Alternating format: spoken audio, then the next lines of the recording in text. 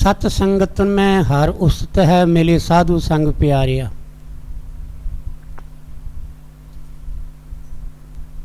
हरी दी उस्तत है पर साडे अंदर नहीं है। असीं बाहर दा पहरावा कर लैंदे आ,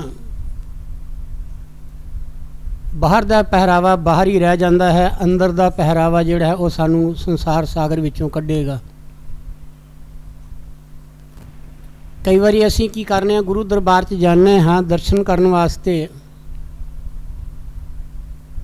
असीं उत्थे जाके संसारी वस्तुओं दे नाल जिहड़ा श्रृंगार कीता हुंदा है उन्हां दे चका चौंध वाली असीं वेखदे रहने आ।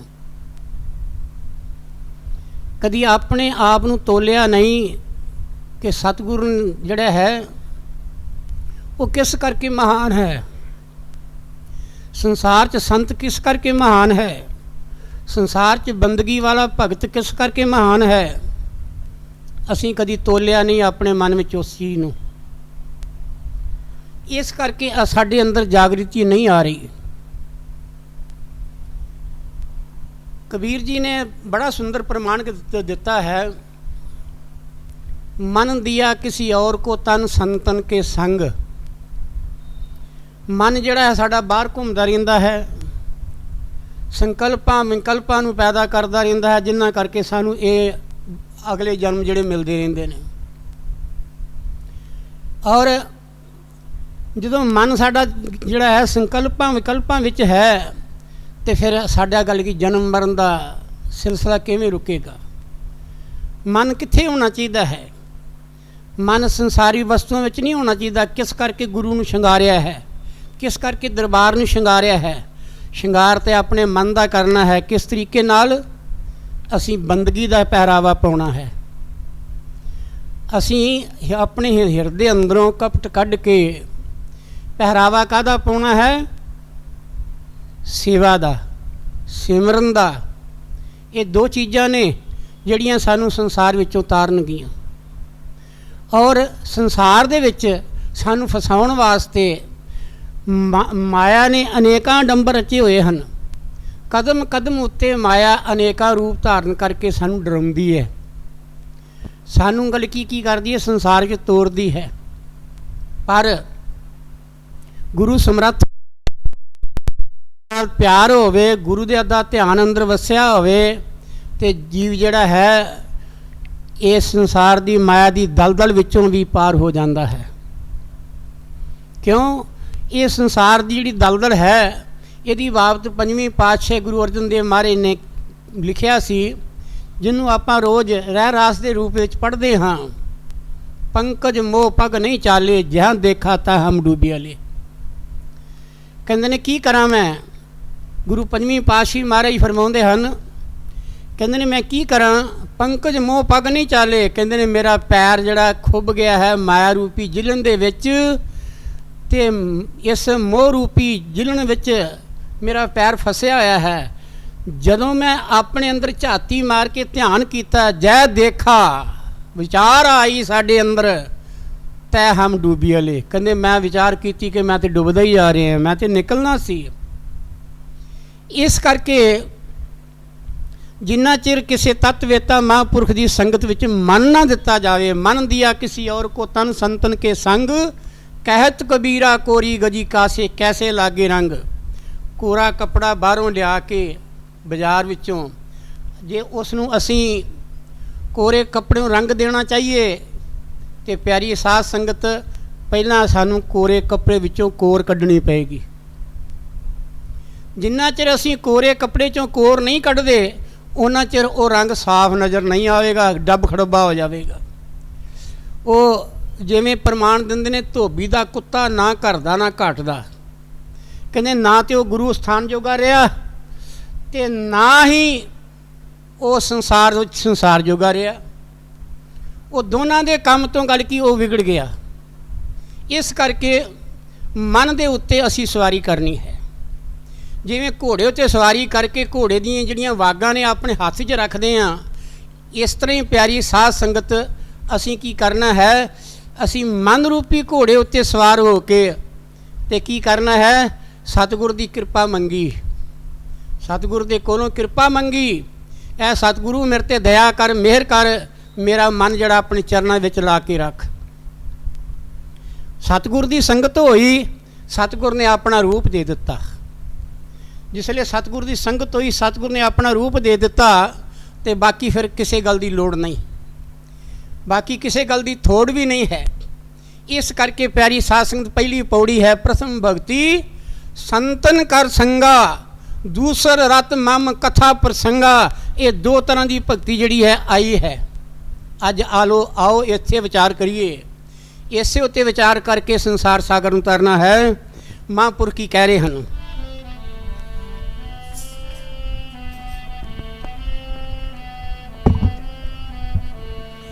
ਸਤ ਸੰਗਤ ਬਾਝੋਂ ਜੀ ਇਹ ਤਰਿਆ ਭਵ ਸਾਗਰ ਨਹੀਂ ਜਾਣਾ। ਸਤ ਸੰਗਤ ਬਾਝੋਂ ਜੀ ਤਰਿਆ ਭਵ ਸਾਗਰ ਨਹੀਂ ਜਾਣਾ। ਸਤ ਸੰਗਤ ਬਾਝੋਂ ਜੀ ਤਰਿਆ ਭਵ ਸਾਗਰ ਨਹੀਂ ਜਾਣਾ। ਸਤ ਸੰਗਤ ਬਾਝੋਂ ਜੀ ਤਰਿਆ ਭਵ ਸਾਗਰ ਨਹੀਂ ਜਾਣਾ। ਸਤ ਸੰਗਤ ਬਾਝੋਂ ਜੀ ਤਰਿਆ ਭਵ ਸਾਗਰ ਨਹੀਂ ਜਾਣਾ। ਸਤ ਸੰਗਤ ਬਾਝੋਂ ਜੀ ਤਰਿਆ ਭਵ ਸਾਗਰ ਨਹੀਂ ਜਾਣਾ। ਸਤ ਸੰਗਤ ਬਾਝੋਂ ਜੀ ਤਰਿਆ ਭਵ ਸਾਗਰ ਨਹੀਂ ਜਾਣਾ। ਸਤ ਸੰਗਤ ਬਾਝੋਂ ਜੀ ਤਰਿਆ ਭਵ ਸਾਗਰ ਨਹੀਂ ਜਾਣਾ। ਇੱਕ ਦਿਲ ਦੇ ਪ੍ਰੇਮ ਬਿਨਾ ਭਾਵੇਂ ਲੱਖ ਕੁਰੂਸ਼ੇਤਰ ਨਾਈਏ। ਇੱਕ ਮਨ ਦੇ ਪ੍ਰੇਮ ਬਿਨਾ ਭਾਵੇਂ ਲੱਖ ਕੁਰੂਸ਼ੇਤਰ ਨਾਈਏ। ਇਸ ਦਿਲ ਦੇ ਪ੍ਰੇਮ ਬਿਨਾ ਭਾਵੇਂ ਲੱਖ ਕੁਰੂਸ਼ੇਤਰ ਨਾਈਏ।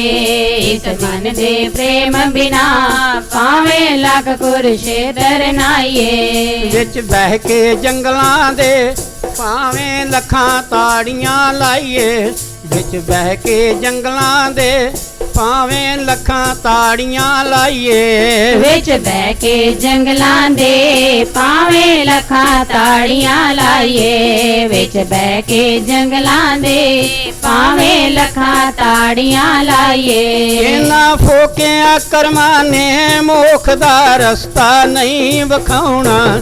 ਸਤ ਸੰਗਤ ਬਾਝੋਂ ਜੀ ਤਰਿਆ ਭਵ ਸਾਗਰ ਨਹੀਂ ਜਾਣਾ।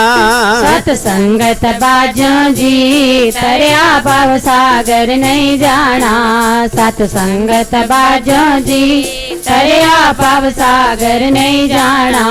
ਸਤ ਸੰਗਤ ਬਾਝੋਂ ਜੀ ਸਤ ਸੰਗਤ ਬਾਝੋਂ ਜੀ। ਸਤ ਸੰਗਤ ਬਾਝੋਂ ਜੀ ਸਤ ਸੰਗਤ ਬਾਝੋਂ ਜੀ। ਸਤ ਸੰਗਤ ਬਾਝੋਂ ਜੀ ਸਤ ਸੰਗਤ ਬਾਝੋਂ ਜੀ। ਸਤ ਸੰਗਤ ਬਾਝੋਂ ਜੀ ਸਤ ਸੰਗਤ ਬਾਝੋਂ ਜੀ। ਸਤ ਸੰਗਤ ਬਾਝੋਂ ਜੀ ਇਹ ਤਰਿਆ ਭਵ ਸਾਗਰ ਨਹੀਂ ਜਾਣਾ।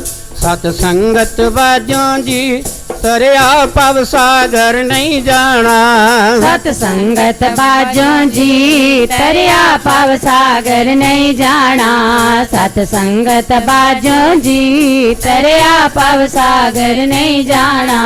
ਮਾਲਕ ਨੂੰ ਪਾਉਂਦੇ ਨਹੀਂ ਲੱਖਾਂ ਕਰਨ ਚਾਤਰ ਚਤੁਰਾਈ। ਮਾਲਕ ਨੂੰ ਪਾਉਂਦੇ ਨਹੀਂ ਲੱਖਾਂ ਕਰਨ ਚਾਤਰ ਚਤੁਰਾਈ। ਮਾਲਕ ਨੂੰ ਪਾਉਂਦੇ ਨਹੀਂ ਲੱਖਾਂ ਕਰਨ ਚਾਤ ਚਤੁਰਾਈ। ਮਾਲਕ ਨੂੰ ਪਾਉਂਦੇ ਨਹੀਂ ਲੱਖਾਂ ਕਰਨ ਚਾਤ ਚਤੁਰਾਈ। ਆਪਾਂ ਕਈ ਵਾਰੀ ਕੀ ਕਰਦੇ ਆਂ, ਆਪਣੀ ਮਨ ਦੀ ਚਤੁਰਾਈ ਵਿੱਚ ਫਸ ਜਾਂਦੇ ਆਂ। ਅਸੀਂ ਕਹਿੰਦੇ ਹਾਂ ਅਸੀਂ ਬੜੇ ਚਤਰ ਹਾਂ, ਚਲਾਕ ਹਾਂ, ਸਿਆਣੇ ਹਾਂ, ਪਰ ਨਹੀਂ। ਪਿਆਰੀ ਸਾਧ ਸੰਗਤ, ਗੁਰੂ ਦੇ ਅੱਗੇ ਜਾ ਕੇ ਸਾਡੀਆਂ ਸਾਰੀਆਂ ਸਿਆਣਪਾਂ ਫੇਲ ਹੋ ਜਾਂਦੀਆਂ ਨੇ। ਗੁਰੂ ਦੇ ਚਰਨਾਂ ਵਿੱਚ ਜਾ ਕੇ ਕੀ ਕਰਨਾ ਚਾਹੀਦਾ ਹੈ? ਆਪਣੀ ਸਾਰੀ ਚਤੁਰਾਈ ਚਲਾਕੀ ਜਿਹੜੀ ਹੈ ਸੁੱਟ ਦੇਣੀ ਚਾਹੀਦੀ ਹੈ। ਸੱਜਣ ਠੱਗ ਨੂੰ ਗੁਰੂ ਨਾਨਕ ਦੇਵ ਮਹਾਰਾਜ ਨੇ ਵੀ ਇਹੀ ਉਪਦੇਸ਼ ਕੀਤਾ ਸੀ। ਕਹਿੰਦੇ ਨੇ ਚਾਤਰੀਆਂ ਚੰਗਿਆਈਆਂ ਅਵਰ ਸਿਆਣਪਾਂ ਕਿਤ, ਉਹ ਨਾਨਕ ਨਾਮ ਸਮਾਲ ਤੂੰ ਬੱਧਾ ਛੁੱਟੇ ਜਿੱਤ। ਕਹਿੰਦੇ ਜੇ ਸੰਸਾਰ ਵਿੱਚੋਂ ਤੂੰ ਗਲਕੀ ਤੂੰ ਬੱਝਾ ਹੋਇਆ ਹੈ, ਛੁੱਟਣਾ ਹੈ, ਤੇ ਕਹਿੰਦੇ ਚਾਤਰੀਆਂ ਚਲਾਕੀਆਂ ਜਿਹੜੀਆਂ ਚਤਰਾਈਆਂ ਛੱਡ ਦੇ। ਕੀ ਕਰ? ਗੁਰੂ ਦੇ ਹੁਕਮ ਦੇ ਛਤਰ ਛਾਇਆ ਥੱਲੇ ਆ ਜਾ। ਗੁਰੂ ਨੇ ਦਿਨ ਨੂੰ ਕਿਹਾ ਹੈ ਰਾਤ ਹੈ, ਤੈਨੂੰ ਮੰਨਣਾ ਪਵੇਗਾ ਮਹਾਰਾਜ ਰਾਤ ਹੈ। नहीं तो फिर की है बाबे श्री चंद्र वर्गे ते बाबे लक्ष्मी चंद्र वर्गे गल की फिर उस चीज़ नूं लभदे रहणगे। ਜਿਹੜੇ गल की त्रैलोकी दे मालक धन गुरु नानक देव महाराज जी धरती उत्ते नानक रूप लैके देह अवतार लैके संसार विच परमात्मा आप कला धार नारायण जग मैं परवरे हो रहे, वो आप धरती ते आया पर उन्होंने भी की कीता, धरती दे लोकां ने संगतां ने पछाणिया नहीं। जे पछाण जाणदे ते बाबर वर्गे उन्होंने की करदे, कैद विच क्यों पा के अगे चक्की रख देंदे, लै चक्की पी बह के नानक। प्यारी साध संगत, जे किते गल की ये गल ना हुंदी कि पछाणन वालियां अखां हुंदियां कोल ते प्यारी साध संगत फिर की है, गुरु नानक देव महाराज जिहड़े सन ਉਹ ਤੇ ਧਰਤੀ ਨੂੰ स्वर्ग ਦੇ ਬਣਾਉਣ ਆਏ ਸਨ, ਉਹ ਤੇ ਧਰਤੀ ਨੂੰ ਸਵਾਰਨ ਆਏ ਸਨ, ਉਹ ਤੇ ਧਰਤੀ ਨੂੰ ਸੁਧਾਰਨ ਵਾਸਤੇ ਆਏ ਸਨ, ਉਹ ਜੀਵਨ ਦਾ ਕਲਿਆਣ ਕਰਨ ਵਾਸਤੇ ਆਏ ਸਨ। पर नहीं, सारे नहीं, चंद जीव जिहड़े सतगुर दी नज़र दया थले आ गए वो तर गए। कदे कदे शब्द बोलते ने ज्ञानी जी, जिहड़ा नज़रां च आया वो मालो माल हो गया। नज़रां च प्यारी सासंग दुनिया दी नज़रां विच आवांगे, संसार दी वडियाई झूठी मिलेगी, फस जावांगे, पर जे गुरु दी नज़र दे थले आ गया संसार सागर तो तर गया। नाता दुनिया नालों तोड़ के नाता सतगुर नाल जोड़ के की करना चाहिए है, सानू अपना मन सतगुर के हवाले कर देना चाहिए है। तो महापुर की कहते ने,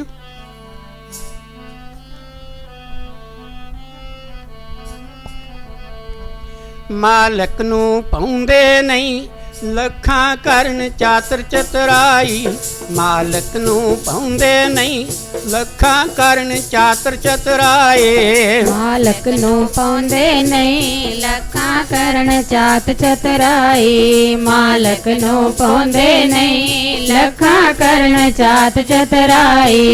अग्नि विच जालो जी झूठी दुनिया दी वडियाई, अग्नि विच जालो जी झूठी दुनिया दी वडियाई, अग्नि विच जालो जी झूठी दुनिया दी वडियाई, अग्नि विच जालो जी झूठी दुनिया दी वडियाई।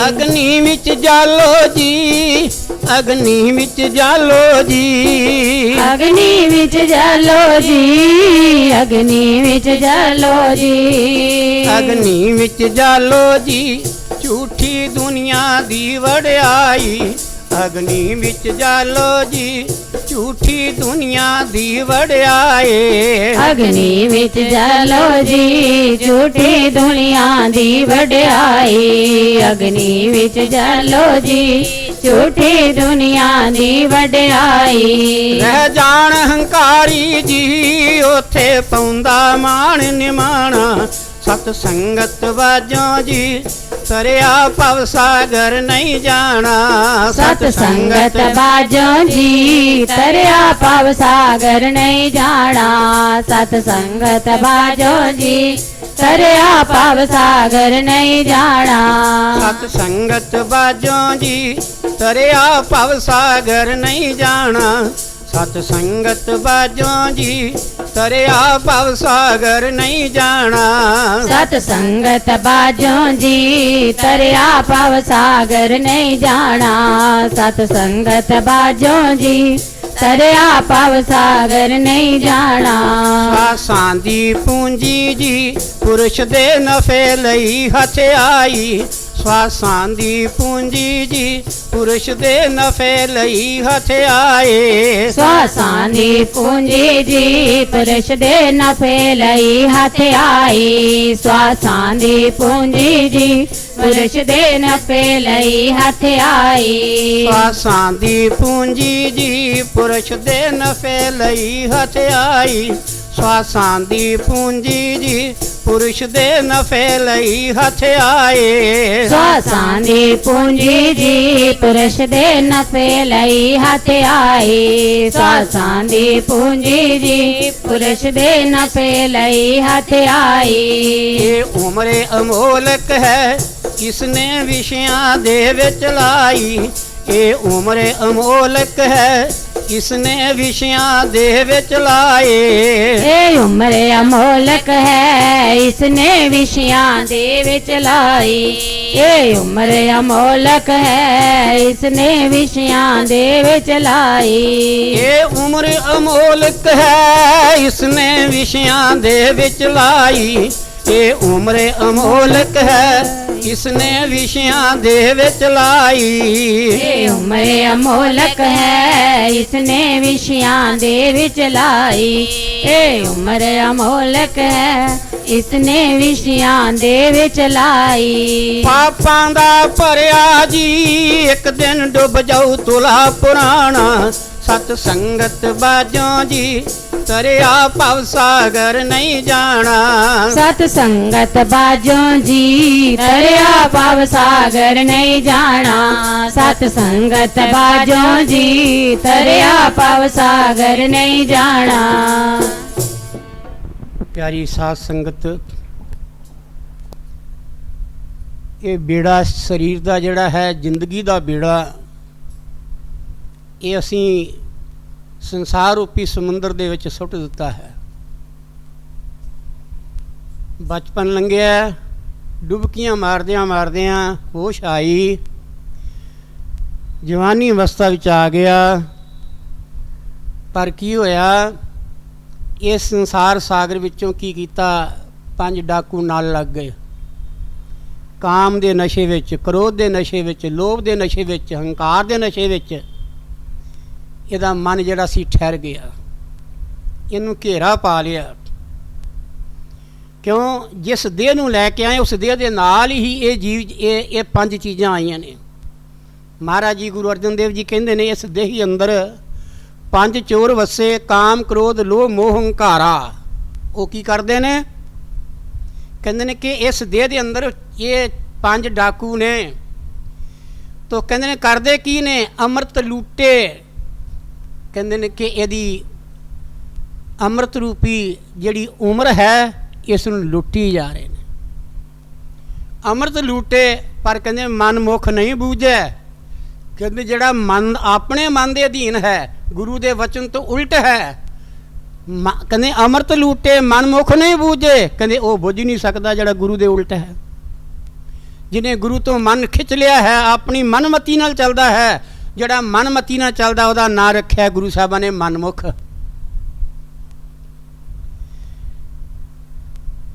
ਜਿਹੜਾ ਮਨਮੁਖ ਹੈ ਉਹ ਸੰਸਾਰ ਵਿੱਚੋਂ ਖਾਲੀ ਹੱਥ ਹੁੰਦਾ ਹੈ ਤੇ ਖਾਲੀ ਹੱਥੀ ਚਲੇ ਜਾਂਦਾ ਹੈ। ਫਿਰ ਕੀ ਕਰਦਾ ਹੈ?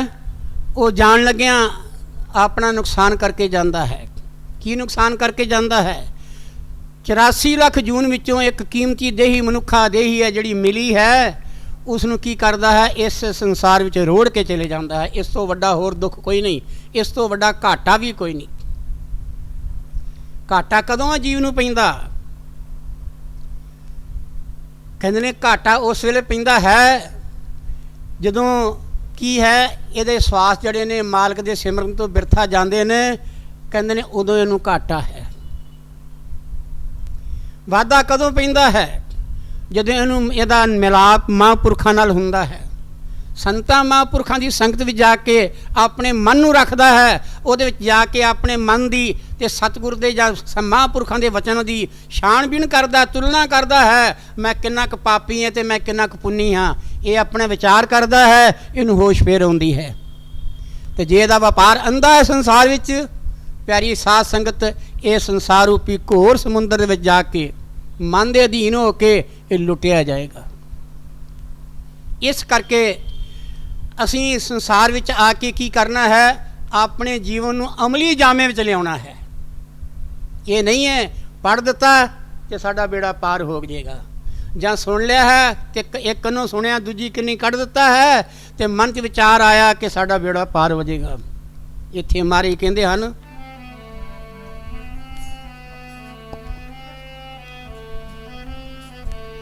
ਅਮਲਾਂ ਦੇ ਬਾਝੋਂ ਓਏ ਆਲਮਾ ਇਲਮਨ ਕੰਮੇ ਸਾਰੇ।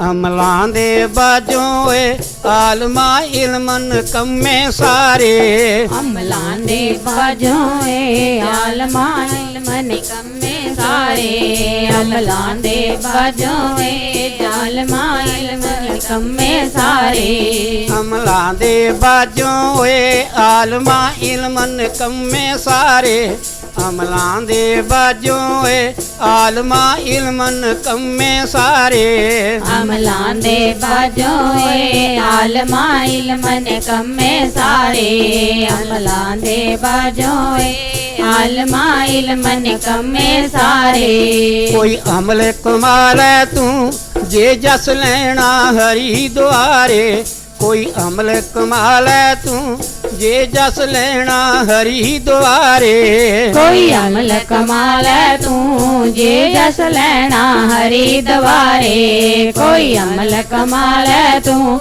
ਜੇ ਜਸ ਲੈਣਾ ਹਰੀ ਦਵਾਰੇ ਸਾਧੂ ਸੰਗ ਕਰ ਲੈ ਤੂੰ ਜੇ ਗਲ ਜਮ ਜੰਜੀਰ ਨਹੀਂ ਪਾਉਣਾ ਸਤ ਸੰਗਤ ਬਾਝੋਂ ਜੀ ਤਰਿਆ ਭਵ ਸਾਗਰ ਨਹੀਂ ਜਾਣਾ ਸਤ ਸੰਗਤ ਬਾਝੋਂ ਜੀ ਤਰਿਆ ਭਵ ਸਾਗਰ ਨਹੀਂ ਜਾਣਾ ਸਤ ਸੰਗਤ ਬਾਝੋਂ ਜੀ ਤਰਿਆ ਭਵ ਸਾਗਰ ਨਹੀਂ ਜਾਣਾ ਸਤ ਸੰਗਤ ਬਾਝੋਂ ਜੀ ਤਰਿਆ ਭਵ ਸਾਗਰ ਨਹੀਂ ਜਾਣਾ ਸਤ ਸੰਗਤ ਬਾਝੋਂ ਜੀ ਤਰਿਆ ਭਵ ਸਾਗਰ ਨਹੀਂ ਜਾਣਾ ਸਤ ਸੰਗਤ ਬਾਝੋਂ ਜੀ ਤਰਿਆ ਭਵ ਸਾਗਰ ਨਹੀਂ ਜਾਣਾ ਸਤ ਸੰਗਤ ਬਾਝੋਂ ਜੀ ਤਰਿਆ ਭਵ ਸਾਗਰ ਨਹੀਂ ਜਾਣਾ ਪਿਆਰੀ ਸਾਧ ਸੰਗਤ ਬਾਰ-ਬਾਰ ਸਤ ਸੰਗਤ ਉੱਤੇ ਜ਼ੋਰ ਦਿੱਤਾ ਹੈ ਕਿ ਸੰਗਤ ਜਿਹੜੀ ਰੋੜ ਦਿੰਦੀ ਹੈ ਸਤ ਸੰਗਤ ਤਾਰ ਦਿੰਦੀ ਹੈ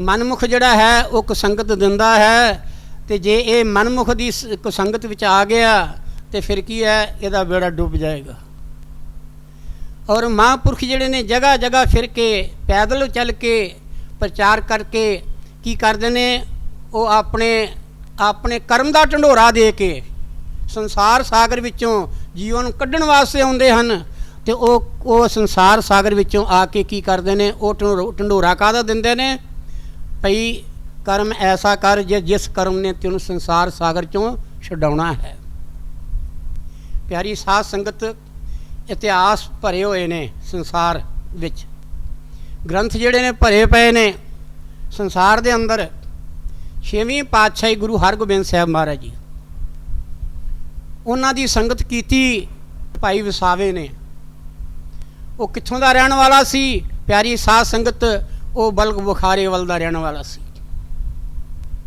ਈਰਾਨ ਇਰਾਕ ਵੱਲ ਦਾ ਰਹਿਣ ਵਾਲਾ ਸੀ ਇੱਧਰ ਕੀ ਕੀਤਾ ਉਧਰੋਂ ਕੀ ਹੋਇਆ ਸਮੇਂ ਨੇ ਐਸੀ ਮਾਰ ਮਾਰੀ ਕਿ ਭਾਈ ਵਸਾਵੇ ਦੇ ਦਾ ਜਿਹੜਾ ਦਿਲ ਜਿਹੜਾ ਮਨ ਸੀ ਜਿਹੜਾ ਉਹ ਅੱਗੇ ਜੁੜਿਆ ਹੋਇਆ ਸੀ ਉਹਨੂੰ ਹੋਰ ਪੱਕਾ ਕਰਨਾ ਸੀ ਪਰ ਪਿਆਰੀ ਸਾਧ ਸੰਗਤ ਹਮੇਸ਼ਾ ਵਾਸਤੇ ਬੱਚਾ ਸਾਲ ਭਰ ਸਕੂਲ ਜਾਂਦਾ ਹੈ ਤੇ ਉਹਦੇ ਕਿੰਨੇ ਟੈਸਟ ਹੁੰਦੇ ਹਨ ਅਖੀਰ ਨੂੰ ਕੀ ਹੋਇਆ ਕੀ ਹੁੰਦਾ ਹੈ ਕਿ ਇਹਦਾ ਆਖਰੀ ਸਾਲ ਬਾਅਦ ਇੱਕ ਇਮਤਿਹਾਨ ਹੁੰਦਾ ਹੈ ਜਿਹਦੇ ਵਿੱਚ ਇਹਨੇ ਕਲਾਸ ਨੂੰ ਟੱਪ ਕੇ ਪਾਰ ਜਾਣਾ ਦੂਜੀ ਕਲਾਸ ਵਿੱਚ ਜਾਣਾ ਹੈ ਇਸ ਤਰ੍ਹਾਂ ਹੀ ਗੁਰੂ ਸਾਹਿਬਾਂ ਨੇ ਕੀ ਕੀਤਾ ਪਰਖ ਕੀਤੀ ਹੈ 6ਵੀਂ ਪਾਤਸ਼ਾਹੀ ਮਹਾਰਾਜ ਦੇ ਵਕਤ ਕੀ ਹੋਇਆ ਕਿ ਮੁਗਲਾਂ ਦਾ ਰਾਜ ਸੀ ਇਹ ਅਸਰੀ ਸ਼ਕਤੀਆਂ ਆਈਆਂ ਨੇ ਧੰਨ ਗੁਰੂ ਅਰਜਨ ਦੇਵ ਮਹਾਰਾਜ ਜੀ ਆਏ ਗੁਰੂ ਨਾਨਕ ਦੇਵ ਜੀ ਆਏ ਗੁਰੂ ਅੰਗਦ ਦੇਵ ਜੀ ਆਏ ਗੁਰੂ ਅਮਰਦਾਸ ਜੀ ਆਏ ਗੁਰੂ ਰਾਮਦਾਸ ਜੀ ਆਏ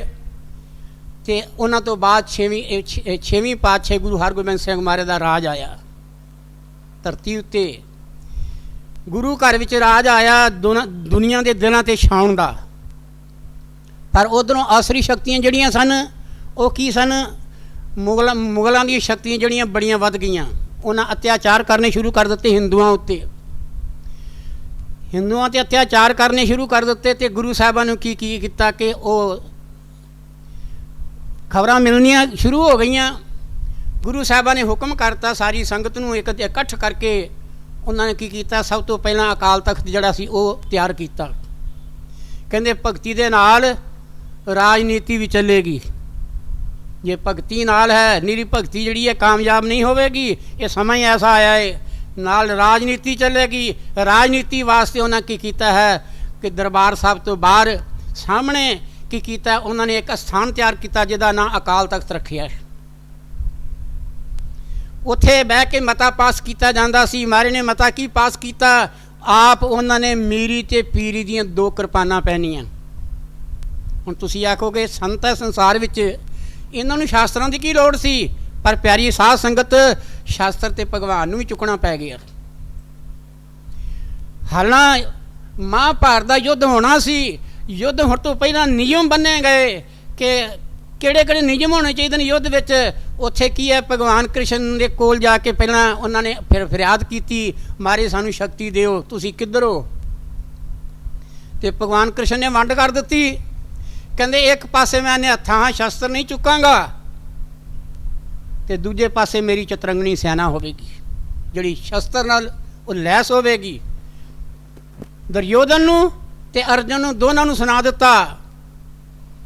ਪਰ ਕਿਹਾ ਹੈ ਅਸੀਂ ਗੁਰੂ ਨੇ, ਜਿਹੜਾ ਸਭ ਤੋਂ ਪਹਿਲਾਂ ਭਗਵਾਨ ਲੇਟੇ ਹੋਣਗੇ ਤੇ ਜਿਹੜਾ ਪਹਿਲੋਂ ਮੱਥੇ ਲੱਗੇਗਾ ਭਗਵਾਨ ਦੇ ਦਿਨ ਚੜ੍ਹੇ, ਉਹ ਉਹਨਾਂ ਦੇ ਗੱਲ ਕੀ ਆਰਾਮ ਕਰਨ ਤੋਂ ਬਾਅਦ ਜਦੋਂ ਪਹਿਲਾਂ ਜਿਹੜਾ ਮੱਥੇ ਲੱਗੇਗਾ ਉਹਦੀ ਜਿੱਤ ਹੋਵੇਗੀ, ਉਹਦੀ ਪਹਿਲ ਹੋਵੇਗੀ। ਨਾਲੇ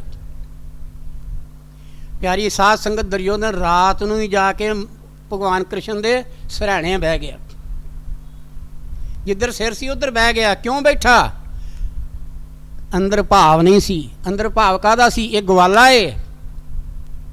ਪਿਆਰੀ ਸਾਧ ਸੰਗਤ, ਉਹਨੇ ਸੋਚਿਆ ਇਹ ਗਵਾਲਾ ਹੈ ਤੇ ਇਸ ਕਰਕੇ ਗੱਲ ਕੀ ਉਹ ਭਗਵਾਨ ਕ੍ਰਿਸ਼ਨ ਦੇ ਗੱਲ ਕੀ ਸਾਹਮਣੇ ਨਾ ਬੈਠਾ, ਪਿਛਾਂਹ ਹੋ ਕੇ ਬੈਠ ਗਿਆ। ਜਦੋਂ ਹਿੱਲਣਗੇ ਉੱਠਣਗੇ ਮੈਂ ਸਾਹਮਣੇ ਹੋ ਜਾਵਾਂਗਾ। ਪਰ ਅੰਮ੍ਰਿਤ ਵੇਲੇ ਉੱਠ ਕੇ ਅਰਜਨ ਨੇ ਇਸ਼ਨਾਨ ਕੀਤਾ ਏ। ਇਸ਼ਨਾਨ ਕਰਕੇ ਭਗਵਾਨ ਦੀ ਯਾਦ ਵਿੱਚ ਤੁਰਿਆ ਜਾ ਰਿਹਾ ਹੈ। ਜਾ ਕੇ ਕੀ ਕੀਤਾ? ਭਗਵਾਨ ਦੇ ਚਰਨਾਂ ਵਿੱਚ ਜਾ ਕੇ ਵੇਖਿਆ ਭਗਵਾਨ ਲੇਟੇ ਹੋਏ ਨੇ। ਉਹਨੇ ਡੰਡੌਤ ਕੀਤੀ। ਡੰਡੌਤ ਕਰਕੇ ਭਗਵਾਨ ਦੇ ਸਨਮੁਖ ਹੋ ਕੇ ਜਦੋਂ ਉੱਠਣਾ ਸੀ ਜਿੱਧਰ ਨੂੰ, ਪੈਰਾਂ ਵਾਲੇ ਚਰਨਾਂ ਵਾਲੇ ਪਾਸੇ ਬੈਠ ਗਿਆ। ਪਿਆਰੀ ਸਾਧ ਸੰਗਤ, ਸੁੱਖ ਕਿੱਥੇ ਮਿਲਦਾ ਹੈ? ਚਰਨ ਸ਼ਰਨ ਚੱਲ ਜਾਏ ਪੈਂਡਾ, ਕੋਟ ਪੈਂਡਾ ਸਤਿਗੁਰੂ ਆਗੇ ਹੋਏ ਇਹ ਲੇਤ ਹੈ। ਭਾਈ ਗੁਰਦਾਸ ਜੀ ਕਹਿੰਦੇ ਨੇ। ਤੋ ਜਿਹਦਾ ਗੱਲ ਕੀ, ਜਿਹਦਾ ਨਿਸ਼ਾਨਾ ਇੱਕ ਹੈ, ਅਰਜਨ ਦਾ ਨਿਸ਼ਾਨਾ ਇੱਕੋ ਹੀ ਰਿਹਾ ਹੈ। ਨਿਸ਼ਾਨਾ ਇੱਕ ਹੈ ਕਿ ਮੈਨੂੰ ਕੁਛ ਨਹੀਂ ਚਾਹੀਦਾ, ਮੈਨੂੰ ਚਤਰੰਗਣੀ ਸੈਨਾ ਨਹੀਂ ਚਾਹੀਦੀ, ਮੈਨੂੰ ਭਗਵਾਨ ਕ੍ਰਿਸ਼ਨ ਚਾਹੀਦਾ ਹੈ। ਪਿਆਰੀ ਸਾਧ ਸੰਗਤ, ਸਿੱਧਕ ਹੈ। ਸਿੱਧਕ ਵਾਲੇ ਦੀ ਜਿੱਤ ਹੁੰਦੀ ਹੈ। ਸਿੱਧਕ ਵਾਲੇ ਦਾ ਬੇੜਾ ਪਾਰ ਹੁੰਦਾ ਹੈ। ਜਿਹਨੇ ਸੰਸਾਰ ਨੂੰ ਜਫਾ ਮਾਰਿਆ, ਸੰਸਾਰ ਦੀ ਮਾਇਆ ਨੂੰ ਗੱਲ ਕੀ ਨੂੰ ਆਪਣੀ ਪਕੜ ਵਿੱਚ ਲਿਆਉਣਾ ਚਾਹਿਆ, ਉਹ ਸੰਸਾਰ ਸਾਗਰ 'ਚੋਂ ਉਹ ਡੁੱਬ ਗਏ। ਇਸੇ ਕਰਕੇ ਮਹਾਂਪੁਰਖਾਂ ਨੇ ਕੀ ਇਸ਼ਾਰਾ ਕੀਤਾ?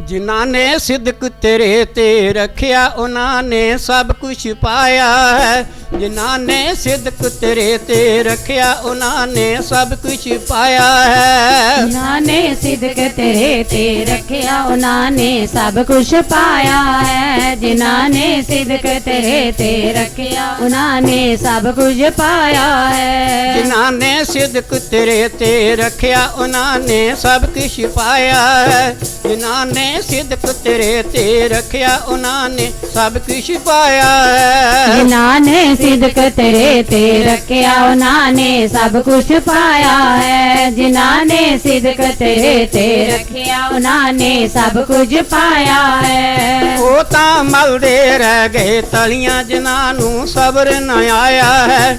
ਉਹ ਤਾਂ ਮਲਦੇ ਰਹਿ ਗਏ ਤਲੀਆਂ ਜਿਨ੍ਹਾਂ ਨੂੰ ਸਬਰ ਨਾ ਆਇਆ ਹੈ। ਉਹ ਤਾਂ ਮਲਦੇ ਰਹਿ ਗਏ ਤਲੀਆਂ ਜਿਨ੍ਹਾਂ ਨੂੰ ਸਬਰ ਨਾ ਆਇਆ ਹੈ। ਉਹ ਤਾਂ ਮਲਦੇ ਰਹਿ ਗਏ ਤਲੀਆਂ ਜਿਨ੍ਹਾਂ ਨੂੰ ਸਬਰ ਨਾ ਆਇਆ ਹੈ। ਉਹ ਤਾਂ ਮਲਦੇ ਰਹਿ ਗਏ ਤਲੀਆਂ ਜਿਨ੍ਹਾਂ ਨੂੰ ਸਬਰ ਨਾ ਆਇਆ ਹੈ। ਉਹ ਤਾਂ ਮਲਦੇ ਰਹਿ ਗਏ ਤਲੀਆਂ ਜਿਨ੍ਹਾਂ ਨੂੰ ਸਬਰ ਨਾ ਆਇਆ ਹੈ। ਉਹ ਤਾਂ ਮਲਦੇ ਰਹਿ ਗਏ ਤਲੀਆਂ ਜਿਨ੍ਹਾਂ ਨੂੰ ਸਬਰ ਨਾ ਆਇਆ ਹੈ। ਉਹ ਤਾਂ ਮਲਦੇ ਰਹਿ ਗਏ ਤਲੀਆਂ ਜਿਨ੍ਹਾਂ ਨੂੰ ਸਬਰ ਨਾ ਆਇਆ ਹੈ। ਜਿਨ੍ਹਾਂ ਨੇ ਸਿਦਕ ਤੇਰੇ ਤੇ ਰੱਖਿਆ ਉਹਨਾਂ ਨੇ ਸਭ ਕੁਛ ਪਾਇਆ ਹੈ।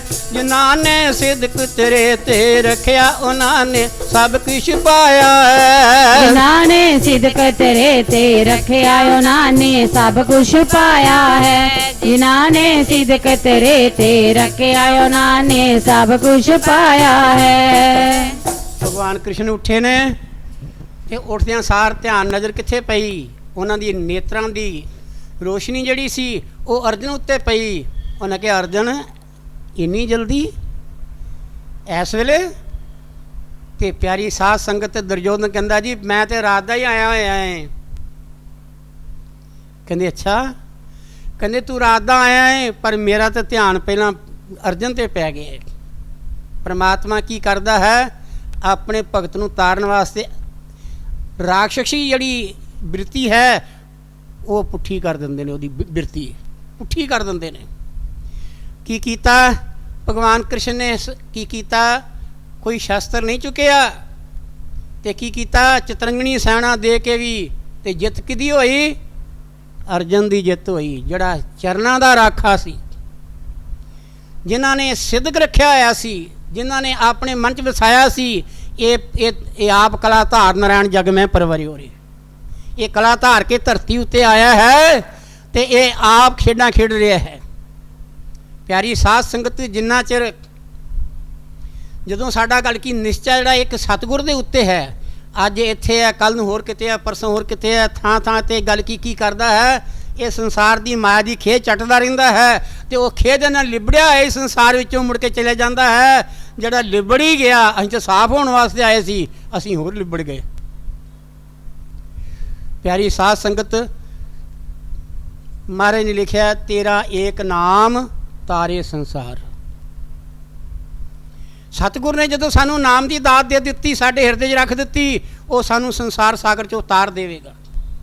ਪਰ ਨਿਸ਼ਚਾ ਕਿੱਥੋਂ ਲੈ ਕੇ ਆਵੇ? ਜਿਹੜਾ ਨਿਸ਼ਚਾ ਹੈ, ਆਪਣਾ ਆਧਾਰ ਜਿਹੜਾ ਹੈ, ਉਹ ਕਿੱਥੋਂ ਲੈ ਕੇ ਆਵੇ? ਉਹ ਸਤਿਗੁਰ ਦੇ ਗੱਲ ਕੀ, ਸਤਿਗੁਰ ਦੀ ਇਹੋ ਹੀ ਕਿਰਪਾ ਹੈ। ਪਹਿਲਾਂ ਤਾਂ ਕਿਰਪਾ ਸਤਿਗੁਰ ਨੇ ਕੀ ਕੀਤੀ? ਇਹਨੂੰ ਨਾਮ ਦੀ ਦਾਤ ਦਿੱਤੀ। ਦੂਜੀ ਕਿਰਪਾ ਸੇਵਕ ਨੇ ਕਰਨੀ ਹੈ। ਹੁਣ ਉਹ ਕਿਹੜੀ ਹੈ? ਆਪਣੇ ਮਨ ਨੂੰ ਖਿਲਾਰਨਾ ਹੈ ਸਤਿਗੁਰ ਦੇ ਵਚਨਾਂ ਦੇ ਉੱਤੇ। ਕਬੀਰ ਜੀ ਨੇ ਕਿਹਾ, 20 ਵਿਸਵੇ ਗੁਰ ਕਾ ਮਨ ਮਾਨੇ। ਧਿਆਨ ਨਾਲ ਦੇਣਾ, ਸੁਣਨਾ। 20 ਵਿਸਵੇ ਸਤਿਗੁਰ ਕਾ ਮਨ ਮਾਨੇ, ਤਾਂ ਸੇਵਕ ਪਰਮੇਸ਼ਰ ਕੀ ਗਤ ਜਾਣੇ। ਪਰਮੇਸ਼ਰ ਦੀ ਗਤੀ ਨੂੰ ਕੌਣ ਜਾਣੇਗਾ? 20 ਵਿਸਵੇ ਉਹਦਾ ਮਨ ਮੰਨ ਜਾਵੇ ਕਿ ਮੈਂ ਇਹਨਾਂ ਦਾ ਹਾਂ, ਇਹ ਮੇਰੇ ਹਨ। ਪਿਆਰੀ ਸਾਧ ਸੰਗਤ, ਉਹ ਸੰਸਾਰ ਸਾਗਰ 'ਚੋਂ ਤਰ ਜਾਵੇਗਾ। ਭਾਈ ਵਸਾਵਾ ਜਿਹੜਾ ਸੀ, ਉਸਨੇ ਮਨ ਕਰਕੇ ਕੀ ਕੀਤਾ? ਭਾਵੇਂ ਦੂਰ ਸੀ ਸਤਿਗੁਰ ਦੇ ਕੋਲੋਂ, ਪਰ ਕੀ ਹੈ, ਧਿਆਨ ਜਿਹੜਾ ਸੀ ਹਮੇਸ਼ਾ ਵਾਸਤੇ ਉਹ ਦਿਨ ਰਾਤ ਸਤਿਗੁਰ ਦੇ ਚਰਨਾਂ ਦਾ ਧਿਆਨ। ਦਿਨ ਰਾਤ ਧਿਆਨ ਮੂਲੋਂ ਗੁਰੂ ਮੂਰਤੀ, ਸਤਿਗੁਰ ਦੀ ਮੂਰਤੀ ਦਾ ਧਿਆਨ ਸੀ। ਕਿਸੇ ਸੱਜਣ ਮਿੱਤਰ ਦਾ ਧਿਆਨ ਨਹੀਂ ਸੀ, ਕਿਸੇ ਸੰਸਾਰੀ ਵਸਤੂ ਦਾ ਧਿਆਨ ਨਹੀਂ ਸੀ, ਕਿਸੇ ਸੰਸਾਰੀ ਮਾਇਆ ਦਾ ਧਿਆਨ ਨਹੀਂ ਸੀ। ਧਿਆਨ ਸਤਿਗੁਰ ਦੀ ਮੂਰਤੀ ਦਾ ਸੀ। ਕਿਉਂ? ਗੁਰੂ ਜਿਹੜਾ ਹੈ ਸ਼ਬਦ ਸਰੂਪ ਹੋ ਕੇ ਸਾਡੇ ਹਿਰਦੇ ਵਿੱਚ ਨਿਵਾਸ ਕਰਦਾ ਹੈ। ਗੁਰੂ ਜਿਹੜਾ ਹੈ ਇਹ ਦੇਹ ਨਹੀਂ ਹੈ। ਗੁਰੂ ਦਾ ਜਿਹੜਾ ਸ਼ਬਦ ਹੈ ਇਹ ਸਤਿਗੁਰ ਦਾ ਸਰੂਪ ਹੈ। ਉਹ ਜਿਹੜਾ ਸਤਿਗੁਰ ਦਾ ਸਰੂਪ ਜਿਹੜਾ ਸ਼ਬਦ ਹੈ, ਉਹ ਜਦੋਂ ਇਸੇ ਕਰਕੇ ਕਬੀਰ ਜੀ ਨੇ ਲਿਖਿਆ, ਕਬੀਰ ਜਬ ਨਾਮ ਹਿਰਦੇ ਮੇਂ ਧਰਿਓ। ਧਿਆਨ ਨਾਲ ਇਹ ਵੀ ਗੱਲ ਸੁਣਨੀ ਹੈ। ਕਬੀਰ ਜਬ ਨਾਮ ਹਿਰਦੇ ਮੇਂ ਧਰਿਓ। ਸਤਿਗੁਰ ਨੇ ਕੀ ਕੀਤਾ? ਸਾਡੇ ਕੰਨ ਵਿੱਚ ਜਦੋਂ ਹਿਰਦੇ ਵਿੱਚ ਨਾਮ ਦੀ ਧਾਰ ਚਲਾਈ, ਜਬ ਨਾਮ ਹਿਰਦੇ ਮੇਂ ਧਰਿਓ, ਕੀ ਹੋਇਆ? ਕਹਿੰਦੇ ਨੇ ਪਾਪਾਂ ਦਾ ਨਾਸ ਹੋ ਗਿਆ। ਭਇਓ ਪਾਪ ਕਾ ਨਾਸ, ਭਇਓ ਪਾਪ ਕਾ ਨਾਸ। ਕੈਸੇ? ਅੱਗੇ ਬੜੀ ਸੁੰਦਰ ਮਿਸਾਲ ਦਿੰਦੇ ਨੇ। ਕਹਿੰਦੇ ਜੈਸੇ ਚਿਣਗੀ ਆਗ ਕੀ ਪੜੀ ਪੁਰਾਣੀ ਘਾਸ। ਜ਼ਿਮੀਂਦਾਰ ਹਲ ਵਾਹੁੰਦਾ ਸੀ, ਹਲ ਵਾਹੁੰਦਿਆਂ ਵਾਹੁੰਦਿਆਂ ਘਾਹ ਇਕੱਠਾ ਕਰੀ ਜਾਂਦਾ ਹੈ, ਉਹ ਕੂੜਾ ਕਰਕਟ ਇਕੱਠਾ ਕਰੀ ਜਾਂਦਾ, ਇੱਕ ਪਾਸੇ ਲਾਈ ਜਾਂਦਾ ਹੈ, ਸੁੱਕ ਜਾਂਦਾ ਹੈ। ਇੱਕ ਦਿਨ ਕੀ ਕਰਦਾ ਹੈ? ਉਹ ਮਾਚਿਸ ਲੈ ਕੇ ਜਾਂਦਾ ਹੈ, ਉਹ ਇੱਕ ਮਾੜੀ ਜੀ ਚੰਗਿਆੜੀ ਜਿਹੜੀ ਹੈ ਉਸ ਘਾਹ 'ਤੇ ਸੁੱਟ ਦਿੰਦਾ ਹੈ, ਉਹ ਸਾਰਾ ਹੀ ਸੜ ਕੇ ਸਵਾਹ ਹੋ ਜਾਂਦਾ ਹੈ। ਉਗਣਾ ਕਿੰਨੇ ਆ? ਫਿਰ ਸਾਰਾ ਗੰਦ ਸਾਫ਼ ਹੋ ਗਿਆ। ਪਿਆਰੀ ਸਾਧ ਸੰਗਤ, ਇਸ ਤਰ੍ਹਾਂ ਹੀ ਸਾਡੇ ਮਨ ਅੰਦਰ ਗੰਦ ਭਰਿਆ ਹੈ। ਸਾਡੇ ਮਨ ਅੰਦਰ ਗੰਦ ਹੈ। ਉਹ ਗੰਦ ਕਿੱਦਾਂ ਨਿਕਲੇਗਾ? ਗੁਰੂ ਦੇ ਸਰੂਪ ਦਾ ਧਿਆਨ ਕਰਕੇ, ਗੁਰੂ ਦੇ ਸ਼ਬਦ ਦਾ ਅਭਿਆਸ ਕਰਕੇ, ਗੁਰੂ ਦੇ ਦਰ ਦੀ ਇਹ ਸਰੀਰ ਨਾਲ ਸੇਵਾ ਕਰਕੇ। ਇਹ ਤਿੰਨ ਚੀਜ਼ਾਂ ਨੇ। ਤਿੰਨਾਂ ਚੀਜ਼ਾਂ ਨਾਲ ਗੱਲ ਕੀ ਇਹ ਸਾਫ਼ ਹੋਵੇਗਾ। ਜੇ ਸੇਵਾ ਕਰਦਾ ਹੈ ਤੇ ਮਨ ਨਹੀਂ ਦਿੱਤਾ, ਪਿਆਰੀ ਸਾਧ ਸੰਗ, ਉਹ ਵੀ ਬੇੜਾ ਪਾਰ ਨਹੀਂ ਹੋਵੇਗਾ। ਜੇ ਗੱਲ ਕੀ ਇਹ ਗੁਰੂ ਦਾ ਸਿਮਰਨ ਕਰਦਾ, ਧਿਆਨ ਲਾਂਭੇ ਰੱਖਦਾ ਹੈ, ਤੇ ਪਿਆਰੀ ਸਾਧ ਸੰਗ ਤਾਂ ਵੀ ਗੱਲ ਕੀ ਇਹ ਸੰਸਾਰ ਸਾਗਰ 'ਚ ਨਹੀਂ ਤਰ ਸਕਦਾ। ਇਸ ਕਰਕੇ ਉਹ ਜਿਨ ਕੋਨਾ ਕਹੇ ਜਿੰਨੀ ਸਾਸ ਗਰਾਸ ਨਾ ਵਿਸਰੇ ਹਰ ਨਾਮਾ ਮਨ ਮੰਤ ਧਾਨੇ ਸਈ ਨਾਨਕਾ ਪੂਰਨ ਸੋਈ ਸੰਤ। ਭਾਵੇਂ ਗ੍ਰਸਥ ਜੀਵਨ ਵਿੱਚ ਬਤੀਤ ਕਰ ਰਹੇ ਹੈ ਕਿ ਜਿਹਨੂੰ ਸਾਸ ਗਰਾਸ, ਸਾਸ ਕਹਿੰਦੇ ਸਾਹ ਲੈਂਦਿਆਂ, ਗਰਾਸ ਕਹਿੰਦੇ ਗਰਾਹ ਖਾਂਦਿਆਂ। ਕਈ ਵਾਰੀ ਸਵਾਦਲੇ ਖਾਣੇ ਖਾਂਦੇ ਆ, ਸਾਡਾ ਧਿਆਨ ਜਿਹੜਾ ਹੈ ਉਹ ਹੋਰ ਪਾਸੇ ਚਲੇ ਜਾਂਦਾ ਹੈ। ਛੋਟੀ ਅਵਸਥਾ ਸੀ, ਸਵਾਲ ਕਰ ਦਿੱਤਾ, ਪਾਠ ਰੱਖਿਆ ਸੀ ਕਿਤੇ ਜਾ ਕੇ, ਕੀ ਕੀਤਾ ਪਾਠ 'ਤੇ ਜਾ ਕੇ ਡਿਊਟੀ ਦੇਣੀ ਸੀ। ਡਿਊਟੀ ਦੇਣ ਤੋਂ ਪਹਿਲਾਂ ਹੀ ਉਹਨਾਂ ਪਕੜ ਕੇ ਕਿਹਾ ਭਈ ਸਾਰੇ ਜਾਣੇ ਇੱਥੇ ਬਹਿ ਕੇ ਪਹਿਲਾਂ ਪਾਠੀ ਬਹਿ ਕੇ ਖਾਣਾ ਖਾਣ। ਉੱਥੇ ਖਾਣਾ ਖਾ ਕੇ ਜਿਸਲੇ ਗੱਲ ਕੀ ਵਿਹਲੇ ਹੋਏ ਆ ਗਏ, ਉੱਥੋਂ ਨਿਕਲ ਕੇ ਆ ਗਏ ਅਤੇ ਕੀ ਕੀਤਾ, ਇੱਕ ਬਹੁਤ ਹੀ ਬੀਬਾ ਪਾਠੀ ਸੀ, ਉਹਨੇ ਸਵਾਲ ਕੀਤਾ। ਉਹਨੇ ਸਾਡੇ ਸਾਰਿਆਂ ਅੱਗੇ ਸਵਾਲ ਕਰਤਾ ਭਈ ਖਾਣਾ ਕਿੱਦਾਂ ਦਾ ਬਣਿਆ ਸੀ ਅੱਜ, ਜਿਹੜਾ ਗੁਰੂ ਦਾ ਲੰਗਰ ਖਾ ਕੇ ਆਏ ਆ ਕਿੱਦਾਂ ਦਾ ਬਣਿਆ ਸੀ। ਪਰ ਉਸ ਵੇਲੇ ਕੋਈ ਜਵਾਬ ਨਹੀਂ ਦੇ ਸਕਿਆ। ਮੈਨੂੰ ਕਹਿੰਦੇ ਕਿਉਂ ਵੀ ਗਿਆਨੀ ਤੂੰ ਬੋਲ। ਮੈਂ ਕਿਹਾ ਮੈਂ ਗਿਆਨੀ ਨਹੀਂ ਹਾਂ, ਮੈਨੂੰ ਗਿਆਨ ਹੀ ਨਹੀਂ ਹੈ। ਕਹਿੰਦੇ ਨੇ ਕਿ ਖਾਣਾ ਕਿੱਦਾਂ ਖਾਧਾ ਏ। ਮੈਂ ਕਿਹਾ ਮੈਂ ਸਵਾਦ ਨਾਲ ਖਾਧਾ ਏ। ਕਹਿੰਦੇ ਕਿਸ ਤਰ੍ਹਾਂ ਸਵਾਦ ਨਾਲ ਖਾਧਾ ਏ। ਮੈਂ ਕਿਹਾ ਮੈਂ ਗੁਰੂ ਦਾ ਧਿਆਨ ਕਰਕੇ ਤੇ ਗੁਰੂ ਮਹਾਰਾਜ ਨੂੰ ਭੋਗ ਲਵਾ ਲਿਆ ਸੀ। ਮੈਂ ਕਹਿੰਦੇ ਕਿੱਦਾਂ ਭੋਗ ਲਵਾਇਆ ਏ। ਮੈਂ ਕਿਹਾ ਸੱਚਾ ਪਾਤਸ਼ਾਹ ਇਹ ਤੇਰਾ ਦਿੱਤਾ ਪ੍ਰਸ਼ਾਦ, ਤੇਰੇ ਸੇਵਕਾਂ ਦਾ ਬਣਾਇਆ ਹੋਇਆ ਪ੍ਰਸ਼ਾਦ ਹੈ, ਇਹ ਮੇਰੇ ਅੱਗੇ ਆਇਆ ਏ, ਮੇਰੇ ਅੱਗੇ ਖਾਣ ਵਾਸਤੇ ਰੱਖਿਆ ਹੈ। ਪਰ ਸਭ ਤੋਂ ਪਹਿਲਾਂ ਆਪ ਜੀ ਨੂੰ ਭੋਗ ਲੱਗੇ, ਜਦੋਂ ਤੁਹਾਡਾ ਸੀਤ ਪ੍ਰਸ਼ਾਦ ਬਣ ਜਾਏਗਾ, ਭੋਗ ਲੱਗ ਜਾਏਗਾ ਤੇ ਫਿਰ ਕੀ ਹੋਵੇਗਾ। ਕਹਿੰਦੇ ਨੇ ਇਹ ਮੇਰੀ ਬੁੱਧੀ ਜਿਹੜੀ ਹੈ ਵਿਕਾਰਾਂ ਦੇ ਵਿੱਚ ਫਸਾਊਗਾ ਨਹੀਂ। ਮੈਨੂੰ ਪਤਾ ਕੀ ਕਹਿੰਦਾ, ਕਹਿੰਦਾ ਇੰਨੀ ਛੋਟੀ ਉਮਰ ਵਿੱਚ ਏਡੀ ਵੱਡੀ ਗੱਲ ਕਹਿ ਦਿੱਤੀ, ਤੂੰ ਕਿੱਥੋਂ ਸਿੱਖੀ ਹੈਗੀ ਹੈ। ਮੈਂ ਕਿਹਾ ਜੀ ਮੈਂ ਆਪਣੇ ਸਤਿਗੁਰ ਦੇ ਕੋਲੋਂ ਸਿੱਖੀ ਹੈ। ਮੇਰੇ ਸਤਿਗੁਰ ਨੇ ਕਿਹਾ ਸੀ ਜਦੋਂ ਵੀ ਖਾਣਾ ਖਾਣਾ ਹੈ ਆਪਣੇ ਇਸ਼ਟਦੇਵ ਦਾ ਧਿਆਨ ਕਰਕੇ ਉਹਨੂੰ ਭੋਗ ਲਵਾ ਕੇ ਫਿਰ ਖਾਣਾ ਹੈ। ਸਾਡਾ ਮਨ ਵਿਕਾਰੀ ਕਦੋਂ ਬਣਦਾ ਏ, ਜਦੋਂ ਮਾੜਾ ਖਾਣਾ ਖਾ ਲੈਂਦੇ ਹਾਂ। ਕਿਸੇ ਦੀ ਦ੍ਰਿਸ਼ਟੀ ਪਈ ਹੋਵੇ ਉੱਤੇ ਮਾੜੀ ਤੇ ਉਹ ਖਾਣਾ ਭ੍ਰਿਸ਼ਟ ਕਰ ਦਿੰਦੀ ਹੈ। ਉਹ ਖਾਣਾ ਅਸੀਂ ਖਾਂਦੇ ਹਾਂ, ਸਾਡੀ ਬਿਰਤੀ ਸਿਮਰਨ ਵਿੱਚ ਨਹੀਂ ਲੱਗਦੀ। ਇਸ ਕਰਕੇ ਪਿਆਰੀ ਸਾਧ ਸੰਗਤ, ਭਾਈ ਵਸਾਵੇ ਦਾ ਮਨ ਜਿਹੜਾ ਸੀ ਉਹ ਸਤਿਗੁਰ ਦੇ ਚਰਨਾਂ ਨਾਲ ਜੁੜਿਆ ਹੋਇਆ ਸੀ। ਉਹ ਉਠਤ ਬੈਠ ਸੋਵਤ ਨਾਮ ਕਹੋ ਨਾਨਕ ਜਾ ਕੇ ਸਦਕਾਮ। ਉੱਠਦਿਆਂ ਬਹਿੰਦਿਆਂ ਸੌਂਦਿਆਂ ਜਾਗਦਿਆਂ ਖਾਂਦਿਆਂ ਪੀਂਦਿਆਂ ਉਹ ਸਤਿਗੁਰ ਨੂੰ ਧਿਆਉਂਦਾ ਸੀ। ਇੱਧਰ ਮਹਾਰਾਜ ਨੇ ਕੀ ਹੁਕਮ ਕੀਤਾ, ਉਸ ਅਕਾਲ ਤਖਤ 'ਤੇ ਉਹਨਾਂ ਨੇ ਕੀ ਕੀਤਾ, ਇੱਕ ਹੁਕਮਨਾਮਾ ਜਾਰੀ ਕਰ ਦਿੱਤਾ। ਕਹਿੰਦੇ ਨੇ ਜਿੰਨੇ ਵੀ ਸੇਵਾਦਾਰ ਨੇ, ਘੋੜਿਆਂ ਦੀ ਲੋੜ ਹੈ ਅਤੇ ਕੀ ਹੈ ਆਪਣੀ ਰਾਖੀ ਸਾਨੂੰ ਆਪ ਕਰਨੀ ਪਏਗੀ ਸਾਰਿਆਂ ਸੇਵਕਾਂ ਨੂੰ। ਅਸੀਂ ਦੂਜਿਆਂ ਮਜ਼ਲੂਮਾਂ ਦੀ ਰਾਖੀ ਵੀ ਕਰਨੀ ਹੈ। ਅਤੇ ਕੀ ਕਰਨਾ ਚਾਹੀਦਾ ਹੈ, ਸਾਨੂੰ ਸ਼ਸਤਰ ਰੱਖਣਾ ਜ਼ਰੂਰੀ ਹੈ, ਘੋੜਾ ਵੀ ਰੱਖਣਾ ਜ਼ਰੂਰੀ ਹੈ।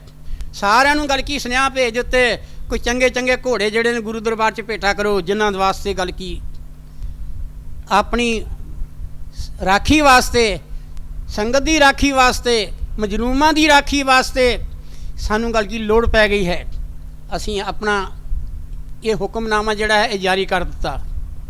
ਜਿਸ ਲਈ ਹੁਕਮਨਾਮਾ ਜਾਰੀ ਕਰ ਦਿੱਤਾ ਅਤੇ ਫਿਰ ਕਿਸੇ ਨੇ ਸਲਾਹ ਦਿੱਤੀ, ਮਹਾਰਾਜ ਜੀ ਸਾਨੂੰ ਚੰਗੇ ਘੋੜੇ ਆਪ ਵੀ ਖਰੀਦਣੇ ਚਾਹੀਦੇ ਹਨ। ਮਹਾਰਾਜ ਕਹਿੰਦੇ ਹਾਂ। ਕਹਿੰਦੇ ਚੰਗੇ ਘੋੜੇ ਕਿੱਥੋਂ ਮਿਲਣਗੇ ਮਹਾਰਾਜ। ਕਹਿੰਦੇ ਇਹ ਤਾਂ ਕੋਈ ਬਲਖ ਬੁਖਾਰੇ ਵਾਲੀ ਜਾਵੇ ਤਾਂ ਤਾਂ ਹੀ ਹੈ। ਈਰਾਨ ਇਰਾਕ ਵੀ ਜਾਵੇ ਉੱਥੋਂ ਘੋੜੇ ਚੰਗੇ ਮਿਲਣਗੇ। ਪਰ ਯਾਦ ਰੱਖੋ ਜੇ ਜਾਣਾ ਹੈ ਤੁਸੀਂ ਤਿਆਰੀ ਕਰੋ, ਮਾਇਆ ਦਾ ਪ੍ਰਬੰਧ ਅਸੀਂ ਕਰ ਦਿੰਦੇ ਹਾਂ। ਛੇਵੀਂ ਪਾਤਸ਼ਾਹੀ ਮਹਾਰਾਜ ਨੇ ਕਿਹਾ ਜੇ ਤੁਸੀਂ ਜਾਣਾ ਹੈ ਤਿਆਰੀ ਤੁਸੀਂ ਕਰੋ, ਜਾਂ ਆਪਣਾ ਮਨ ਬਣਾਵੋ ਜਾਣ ਵਾਸਤੇ, ਦਿਲ ਬਾਹਰ ਕੱਢੋ ਅਤੇ ਕੀ ਕਰੋ, ਜਦੋਂ ਸੇਵਾ ਦੇ ਮੈਦਾਨ ਵਿੱਚ ਸੇਵਕ ਕੁੱਦਦਾ ਹੈ ਅਤੇ ਆਪਣੀ ਦੇਹ ਦਾ ਗੱਲ ਕੀ ਖਿਆਲ ਨਹੀਂ ਕਰਦਾ, ਆਪਣੀ ਮਾਨ ਹਾਨੀ ਦਾ ਖਿਆਲ ਨਹੀਂ ਕਰਦਾ। ਉੱਥੇ ਕੀ ਹੈ ਪਿਆਰੀ ਸਾਧ ਸੰਗਤ, ਗਗਨ ਦਮਾਮਾ ਬਾਜਿਆ ਪਰਿਆ ਨਿਸ਼ਾਨੇ ਘਾਓ। ਇਹ ਗਗਨ ਸਾਡਾ ਇਹ ਹੈ ਤਾਲੂ। ਇਹ ਕਬੀਰ ਦੀ ਬਾਣੀ ਹੈ, ਕਬੀਰ ਦੀ ਬਾਣੀ ਹੈ। ਉਹਨਾਂ 'ਤੇ ਇਸ਼ਾਰਾ ਹੋਰ ਪਾਸੇ ਕੀਤਾ ਹੈ, ਪਰ ਇੱਥੇ ਸੂਰਮਿਆਂ ਦੀ ਗੱਲ ਆਉਣੀ ਹੈ। ਸੂਰਮਿਆਂ ਵਾਸਤੇ ਵੀ ਵਰਤਿਆ ਜਾਂਦਾ ਹੈ। ਕੀ ਕੀਤਾ, ਜਿਹਦਾ ਸੂਰਮਾ ਹੁੰਦਾ ਹੈ ਉਹ ਮੈਦਾਨੇ ਜੰਗ ਵਿੱਚ ਜਾਂਦਾ ਹੈ। ਜੈਸੇ ਕਬੀਰ ਜੀ ਨੇ ਕਿਹਾ ਜੈਸੇ ਸੂਰਾ ਲੇਤ ਲੜਾਈ। ਜਦੋਂ ਗੱਲ ਕੀ ਜਿਹੜਾ ਸੂਰਮਾ ਹੈ ਉਹ ਲੜਾਈ ਲੜਨ ਵਾਸਤੇ ਮੈਦਾਨੇ ਜੰਗ ਵਿੱਚ ਜਾਂਦਾ ਹੈ ਅਤੇ ਉਹ ਇਹ ਨਹੀਂ ਕਹਿੰਦਾ ਕਿ ਮੈਂ ਹੁਣ ਗੱਲ ਕੀ ਅੱਗੇ ਗੱਲ ਕੀ ਮੇਰੀ ਹਾਰ ਹੋਣੀ ਹੈ ਮੈਂ ਭੱਜ ਜਾਵਾਂ। ਨਹੀਂ, ਉੱਥੇ ਕਬੀਰ ਜੀ ਲਿਖਦੇ ਨੇ ਟੂ ਟੂ ਹੋਏ ਗਿਰੇ ਧਰਨ ਪੈ ਖੇਤ ਨਾ ਛੋੜਿਆ ਜਾਈ। ਕਹਿੰਦੇ ਟੁਕੜੇ ਟੁਕੜੇ ਹੋ ਕੇ ਉਹ ਧਰਤੀ 'ਤੇ ਗਿਰ ਜਾਂਦਾ ਹੈ, ਡਿੱਗ ਪੈਂਦਾ ਹੈ, ਬਿਖਰ ਜਾਂਦਾ ਹੈ, ਪਰ ਮੈਦਾਨ ਆ ਛੱਡਦਾ ਨਹੀਂ। ਜਦੋਂ ਸੇਵਾ ਦੇ ਮੈਦਾਨ ਵਿੱਚ, ਸਤਿਗੁਰ ਦੀ ਭਗਤੀ ਦੇ ਮੈਦਾਨ ਵਿੱਚ ਜਦੋਂ ਅਸੀਂ ਪੈਰ ਰੱਖਣਾ ਹੈ, ਫਿਰ ਸਾਡਾ ਮਨ ਸਾਨੂੰ ਹਿਲਾ ਨਹੀਂ ਸਕਦਾ। ਕਿ ਮਨ ਹਿਲ ਗਿਆ, ਇਹਦਾ ਮਤਲਬ ਮਨ ਸਤਿਗੁਰ ਦੇ ਹਵਾਲੇ ਕੀਤਾ ਹੀ ਨਹੀਂ, ਮਨ ਸਤਿਗੁਰ ਨੂੰ ਦਿੱਤਾ ਹੀ ਨਹੀਂ। ਭਾਈ ਵਸਾਵਾ ਜਿਹੜਾ ਸੀ ਉਹ ਬਲਗ ਬੁਖਾਰੇ ਵੱਲ ਰਹਿੰਦਾ ਸੀ। ਉੱਥੇ ਕੀ ਕੀਤਾ, ਕਹਿੰਦੇ ਜੇ ਤੁਸੀਂ ਜਾਣਾ ਹੈ ਤਾਂ ਭਾਈ ਵਸਾਵੇ ਨੂੰ ਜਾ ਕੇ ਮਿਲੋ, ਉੱਧਰ ਦਾ ਰਹਿਣ ਵਾਲਾ ਹੈ, ਉਹਨੂੰ ਪਤਾ ਹੈ ਘੋੜੇ ਚੰਗੇ ਕਿੱਥੋਂ ਮਿਲਦੇ ਨੇ, ਨਾਲੇ ਉਹਨੂੰ ਗੱਲ ਕਰਨੀ ਆਉਂਦੀ ਹੈ, ਉੱਧਰ ਦੀ ਬੋਲੀ ਜਾਣਦਾ ਹੈ, ਅਤੇ ਤੁਸੀਂ ਮਾਇਆ ਲੈ ਕੇ ਚਲੇ ਜਾਵੋ। ਹੁਣ ਕੀ ਕੀਤਾ, ਸੇਵਾਦਾਰਾਂ ਨੇ ਢਿੱਲ ਨਹੀਂ ਕੀਤੀ, ਗੁਰੂ ਸਾਹਿਬਾਂ ਦੇ ਚਰਨਾਂ ਵਿੱਚ ਡੰਡੌਤ ਕੀਤੀ, ਮੱਥਾ ਟੇਕਿਆ। ਕਹਿੰਦੇ ਸੱਚੇ ਪਾਤਸ਼ਾਹ ਹੁਕਮ ਕਰੋ, ਤੁਸੀਂ ਹੁਣ ਅਸੀਂ ਤਿਆਰੀ ਕਰ ਲਈਏ। ਮਹਾਰਾਜ ਨੇ ਧਨ ਦੇ ਦਿੱਤਾ, ਘੋੜੇ ਦੇ ਦਿੱਤੇ, ਆਪਣਾ ਤੋਰ ਦਿੱਤਾ ਉੱਧਰ ਉਹਨਾਂ ਨੂੰ, ਘੋੜੇ 'ਤੇ ਲੱਦ ਕੇ ਮਾਇਆ ਲੱਦ ਕੇ ਤੋਰ ਦਿੱਤਾ। ਜਿਸ ਵੇਲੇ ਭਾਈ ਜਾਂਦੇ ਨੇ ਬਲਗ ਬੁਖਾਰੇ ਵੱਲ, ਅਤੇ ਭਾਈ ਵਸਾਵੇ ਨੂੰ ਜਾ ਕੇ ਮਿਲੇ ਨੇ। ਭਾਈ ਵਸਾਵਾ ਜਾ ਕੇ ਮਿਲਦਾ ਹੈ, ਜਿਸ ਵੇਲੇ ਉਹਨਾਂ ਜਾ ਕੇ ਕਿਹਾ ਅਸੀਂ ਅੰਮ੍ਰਿਤਸਰ ਦੀ ਧਰਤੀ ਤੋਂ ਆਏ ਹਾਂ। ਉਦੋਂ ਅੰਮ੍ਰਿਤਸਰ ਨਹੀਂ ਸੀ ਨਾ, ਰਾਮਦਾਸਪੁਰ ਸੀ, ਰਾਮਦਾਸਪੁਰ ਸੀ ਉਸ ਵੇਲੇ। ਕਹਿੰਦੇ ਅਸੀਂ ਰਾਮਦਾਸਪੁਰ ਤੋਂ ਆਏ ਹਾਂ, 6ਵੀਂ ਪਾਤਸ਼ਾਹੀ ਮਹਾਰਾਜ ਦੇ ਹੁਕਮ ਦੇ ਅਨੁਸਾਰ ਆਏ ਹਾਂ, ਆਪ ਜੀ ਨੂੰ ਮਿਲਣ ਵਾਸਤੇ ਆਏ ਹਾਂ। ਅਤੇ ਫਿਰ ਭਾਈ ਵਸਾਵੇ ਨੇ ਕੀ ਕੀਤਾ, ਕਿੱਦਾਂ ਮਿਲਿਆ ਹੈ, ਤੁਸੀਂ ਕਿੱਦਾਂ ਮਿਲਦੇ ਹੋ ਸੇਵਕ ਨੂੰ, ਆਪਣੇ ਗੁਰ ਭਾਈ ਨੂੰ ਕਿੱਦਾਂ ਮਿਲਦੇ ਹੋ? ਪਿਆਰੀ ਸਾਧ ਸੰਗਤ, ਮਨ ਵਿੱਚ ਮੈਲ ਰੱਖ ਕੇ ਨਹੀਂ। ਉੱਧਰ ਲਿਖਿਆ, ਆਣ ਮਿਲੇ ਗੁਰ ਸਿੱਖੜਾ ਮੈਂ ਨਿਵ ਨਿਵ ਲਾਗਾਂ ਪਾਏ ਜੀਓ, ਆਖਾਂ ਬਿਰਤਾ ਜੀਆ ਕਿ ਮੈਨੂੰ ਸਤਿਗੁਰ ਦੇ ਮਿਲਾਏ ਜੀਓ। ਕਹਿੰਦੇ ਇੱਕ ਸਿੱਖ ਹੁੰਦਾ ਹੈ, ਇੱਕ ਸਿੱਖ ਦਾ ਛੋਟਾ ਬੱਚਾ ਹੁੰਦਾ ਹੈ, ਕਹਿੰਦੇ ਮੈਂ ਉਹਦੇ ਵੀ ਚਰਨ ਸਪਰਸ਼ ਕਰਾਂ। ਭਾਈ ਵਸਾਵੇ ਨੇ ਅੰਦਰ ਉਹਨਾਂ ਨੂੰ ਸੱਦ ਕੇ ਕੀ ਕੀਤਾ, ਉਹਨਾਂ ਦੇ ਚਰਨ ਧੋਤੇ ਨੇ, ਚਰਨ ਧੋ ਕੇ ਅਤੇ ਵਿਛਾ ਕੇ ਕੱਪੜਾ ਮੰਜੇ ਉੱਤੇ ਉਹਨਾਂ ਨੂੰ ਉੱਥੇ ਬਿਠਾਇਆ ਹੈ। ਬਿਠਾ ਕੇ ਅਤੇ ਉਹਨਾਂ ਨੇ ਕੀ ਕੀਤਾ ਕਿ ਮੇਰੇ ਧੰਨ ਭਾਗ ਤੁਹਾਡੇ ਦਰਸ਼ਨ ਹੋਏ ਨੇ, ਹੁਣ ਦੱਸੋ ਤੁਸੀਂ ਕਿੱਥੋਂ ਆਏ ਹੋ? ਉਹ ਕਹਿੰਦੇ ਅਸੀਂ ਰਾਮਦਾਸਪੁਰੋਂ ਆਏ ਹਾਂ, ਅੰਮ੍ਰਿਤਸਰ ਦੀ ਧਰਤੀ ਤੋਂ ਆਏ ਹਾਂ। ਅਤੇ ਉਹਨਾਂ ਕੀ ਕੀਤਾ ਕਿ ਇਸ ਨੂੰ ਗੁਰੂ ਦਾ ਚੱਕ ਵੀ ਕਿਹਾ ਜਾਂਦਾ ਸੀ, ਛੋਟੇ ਲਫ਼ਜ਼ਾਂ 'ਚ ਕਹਿ ਦਈਏ ਅਤੇ ਉਹ ਕਹਿੰਦੇ ਗੁਰੂ ਦੇ ਚੱਕ ਤੋਂ ਆਏ ਹਾਂ। ਜਿਸ ਵੇਲੇ ਉਹਨਾਂ ਕੀ ਕੀਤਾ, ਇੰਨੀ ਗੱਲ ਕਰ ਦਿੱਤੀ ਅਤੇ ਉਹਨੇ ਕੀ ਕੀਤਾ ਕਿ ਉੱਠ ਕੇ ਨਮਸਕਾਰ ਕੀਤੀ। ਨਮਸਕਾਰ ਕਰਕੇ ਚਰਨਾਂ ਨੂੰ ਸਪਰਸ਼ ਕਰਕੇ ਮੱਥੇ 'ਤੇ ਲਾਇਆ ਹੈ, ਮੱਥੇ 'ਤੇ ਲਾਇਆ ਹੈ। ਅਤੇ ਉਹ ਬੜੇ ਖੁਸ਼ ਹੁੰਦੇ ਨੇ, ਕਹਿੰਦੇ ਬੜਾ ਭਾਵ ਇਹਦਾ ਹੈ। ਕਹਿੰਦੇ ਕਿਵੇਂ ਆਏ ਹੋ? ਕਹਿੰਦੇ ਨੇ ਕਿ ਅਸੀਂ ਗੁਰੂ ਸਾਹਿਬਾਂ ਨੇ ਹੁਕਮ ਕੀਤਾ ਹੈ, ਅਸੀਂ ਚੰਗੇ ਘੋੜੇ ਖਰੀਦਣੇ ਨੇ, ਅਤੇ ਆਫਤ ਜ਼ਰੀਏ ਸਿਰ 'ਤੇ ਖੜੀ ਹੁੰਦੀ ਜਾ ਰਹੀ ਹੈ ਮੁਗਲਾਂ ਦੀ, ਅਤੇ ਉਹ ਜ਼ੁਲਮ ਕਰ ਰਹੇ ਨੇ। ਅਤੇ ਇਸ ਕਰਕੇ ਗੱਲ ਕੀ, ਉਹ ਜਬਰੀ ਗੱਲ ਕੀ, ਹਿੰਦੂਆਂ ਦੀਆਂ ਜਿਹੜੀ ਜਾਇਦਾਦ ਹੈ ਲੁੱਟੀ ਜਾ ਰਹੇ ਨੇ, ਉਹਨਾਂ ਦੀ ਇੱਜ਼ਤ ਵੀ ਲੁੱਟੀ ਜਾ ਰਹੇ ਨੇ ਅਤੇ ਜਾਇਦਾਦ ਵੀ ਲੁੱਟੀ ਜਾ ਰਹੇ ਨੇ, ਮਾਇਆ ਵੀ ਲੁੱਟੀ ਜਾ ਰਹੇ ਨੇ। ਇਸ ਕਰਕੇ ਘੋੜੇ ਚੰਗੇ ਲੈਣੇ ਨੇ। ਉਹਨਾਂ ਨੇ ਕੀ ਕੀਤਾ, ਠੀਕ ਹੈ, ਕਹਿੰਦੇ ਜਿੰਨੀ ਜਲਦੀ ਹੋ ਸਕੇ, ਕਹਿੰਦੇ ਆਪਾਂ ਸਵੇਰੇ ਚੱਲਦੇ ਹਾਂ। ਈਰਾਨ ਨੂੰ ਚੱਲ ਪਏ। ਜਿਸ ਵੇਲੇ ਕੀ ਕੀਤਾ, ਜਿਸ ਵੇਲੇ ਉਹ ਸਵੇਰੇ ਉਹਨਾਂ ਨੇ ਕੀ ਕੀਤਾ, ਤਿਆਰੀ ਕੀਤੀ, ਤਿਆਰੀ ਕਰਕੇ ਤੁਰ ਪਿਆ। ਘਰ ਦੀ ਨੂੰ ਸੁਨੇਹਾ ਦਿੱਤਾ, ਕਹਿੰਦੇ ਨੇ ਇੱਕ ਲੜਕਾ ਸੀ ਉਹਦਾ, ਇੱਕ ਘਰ ਦੀ ਸੀ।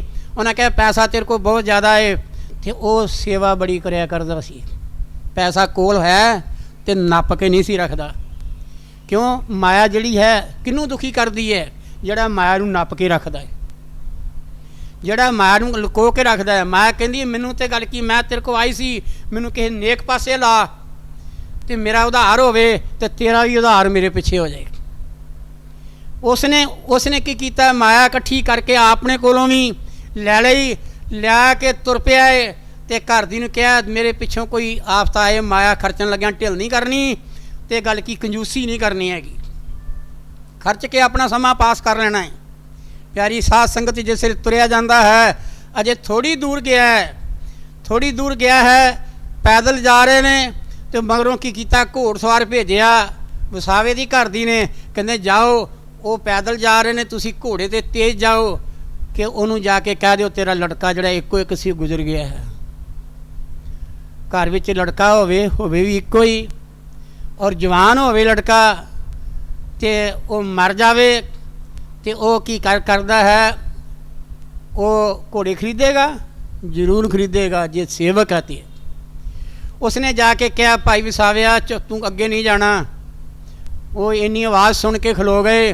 ਪੁੱਛਿਆ ਭਈ ਕੀ ਗੱਲ ਹੋ ਗਈ ਹੈ? ਕਹਿੰਦੇ ਤੇਰਾ ਇੱਕੋ ਇੱਕ ਪੁੱਤਰ ਸੀ, ਉਹ ਚੜ੍ਹਾਈ ਕਰ ਗਿਆ ਤੇ ਤੇਰੀ ਘਰ ਦੀ ਨੇ ਸੁਨੇਹਾ ਭੇਜਿਆ, ਮੈਨੂੰ ਦੇ ਕੇ ਭੇਜਿਆ ਕਿ ਜਾਓ ਉਹਨੂੰ ਵਾਪਸ ਲੈ ਕੇ ਆਓ, ਉਹਦਾ ਸੰਸਕਾਰ ਤੁਸੀਂ ਆਪਣੀ ਹੱਥੀਂ ਕਰਨਾ ਹੈ। ਭਾਈ ਵਸਾਵਾ ਖਲੋ ਗਿਆ।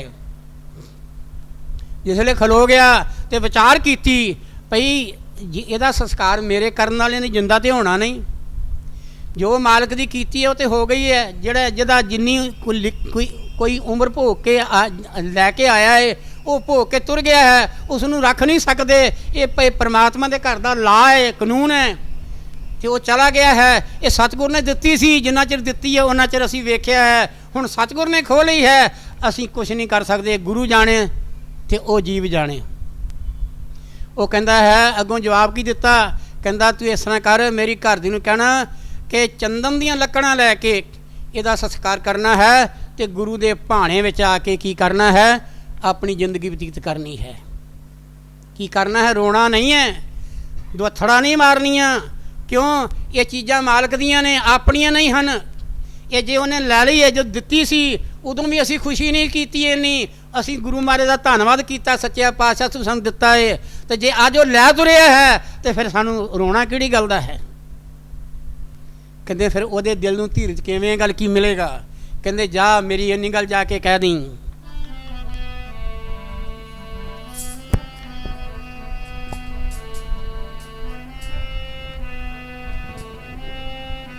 ਮਿੱਠਾ ਤੂੰ ਕਰਕੇ ਮੰਨੀ ਇਹ ਭਾਣਾ ਕਰਤਾਰ ਦਾ, ਮਿੱਠਾ ਤੂੰ ਕਰਕੇ ਮੰਨੀ ਭਾਣਾ ਕਰਤਾਰ ਦਾ, ਮਿੱਠਾ ਤੂੰ ਕਰਕੇ ਮੰਨੀ ਭਾਣਾ ਕਰਤਾਰ ਦਾ, ਮਿੱਠਾ ਤੂੰ ਕਰਕੇ ਮੰਨੀ ਭਾਣਾ ਕਰਤਾਰ ਦਾ, ਮਿੱਠਾ ਤੂੰ ਕਰਕੇ ਮੰਨੀ ਭਾਣਾ ਕਰਤਾਰ ਦਾ, ਮਿੱਠਾ ਤੂੰ ਕਰਕੇ ਮੰਨੀ ਭਾਣਾ ਕਰਤਾਰ ਦਾ, ਮਿੱਠਾ ਤੂੰ ਕਰਕੇ ਮੰਨੀ ਭਾਣਾ ਕਰਤਾਰ ਦਾ, ਮਿੱਠਾ ਤੂੰ ਕਰਕੇ ਮੰਨੀ ਭਾਣਾ ਕਰਤਾਰ ਦਾ, ਮਿੱਠਾ ਤੂੰ ਕਰਕੇ ਮੰਨੀ ਮਿੱਠਾ ਤੂੰ ਕਰਕੇ ਮੰਨੀ, ਮਿੱਠਾ ਤੂੰ ਕਰਕੇ ਮੰਨੀ ਮਿੱਠਾ ਤੂੰ ਕਰਕੇ ਮੰਨੀ, ਮਿੱਠਾ ਤੂੰ ਕਰਕੇ ਮੰਨੀ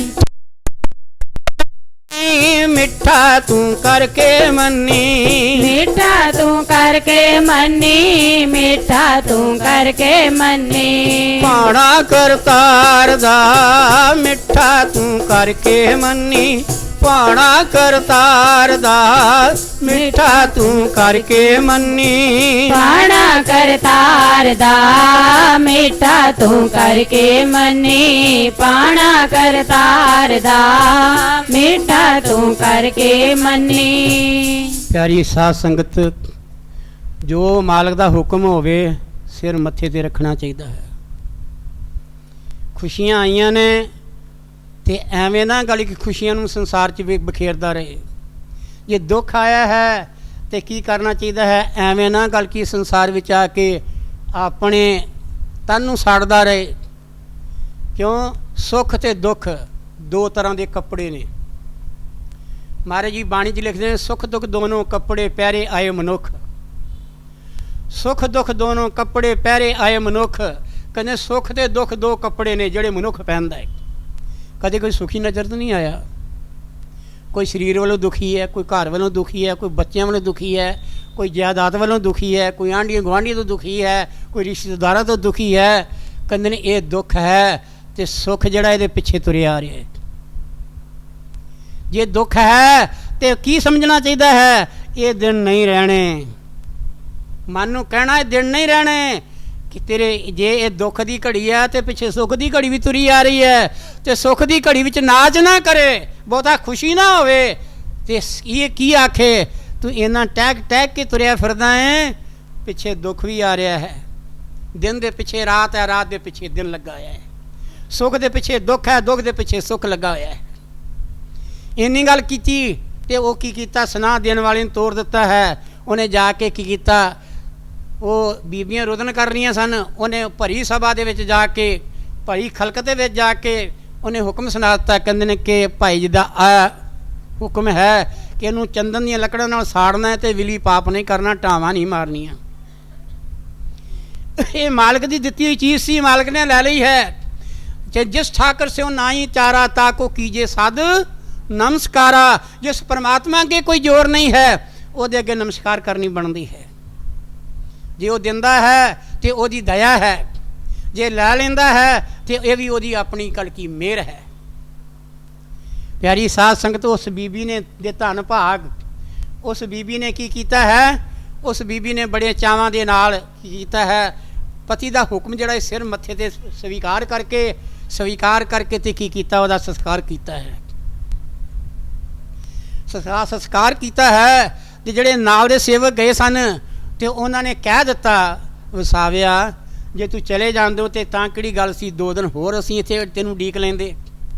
ਕਹਿੰਦੇ ਭਈ ਗੁਰੂ ਦੀ ਸੇਵਾ ਦੇ ਅੱਗੇ ਹੋਰ ਕੋਈ ਔਂਕੜ ਨਹੀਂ ਆਉਣੀ ਚਾਹੀਦੀ। ਸਾਡੀ ਸੰਸਾਰੀ ਔਂਕੜ ਨਹੀਂ ਆਉਣੀ ਚਾਹੀਦੀ।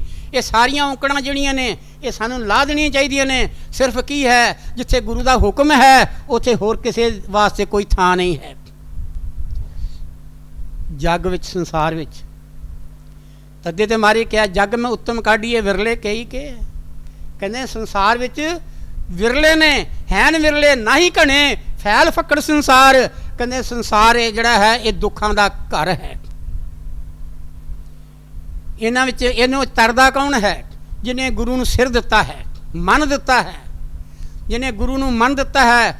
ਕਹਿੰਦੇ ਨੇ ਕਿ ਜਿਵੇਂ ਭਾਈ ਦਿਆਲੇ ਨੇ ਕਹਿ ਦਿੱਤਾ ਸੀ, ਕਹਿੰਦੇ ਨੇ ਕਿ ਮੈਂ ਇਹ ਸੀਸ ਜਿਹੜਾ ਹੈ ਇਹ ਸਤਿਗੁਰ ਦੇ ਹਵਾਲੇ ਕਰ ਦਿੱਤਾ ਹੈ, ਇਹਨੂੰ ਕੋਈ ਟਾਲ ਨਹੀਂ ਸਕਦਾ। ਮੁਗਲ ਸੈਨਾ ਦੇ ਅੰਦਰ ਜਿਹੜੀ ਜ਼ੁਬਾਨ ਸੀ, ਜ਼ੁਬਾਨ ਦੇ ਉੱਤੇ ਉਂਗਲ ਆ ਗਈ। ਉਹਨੇ ਵਿਚਾਰ ਕੇ ਕੀ ਕਿਹਾ?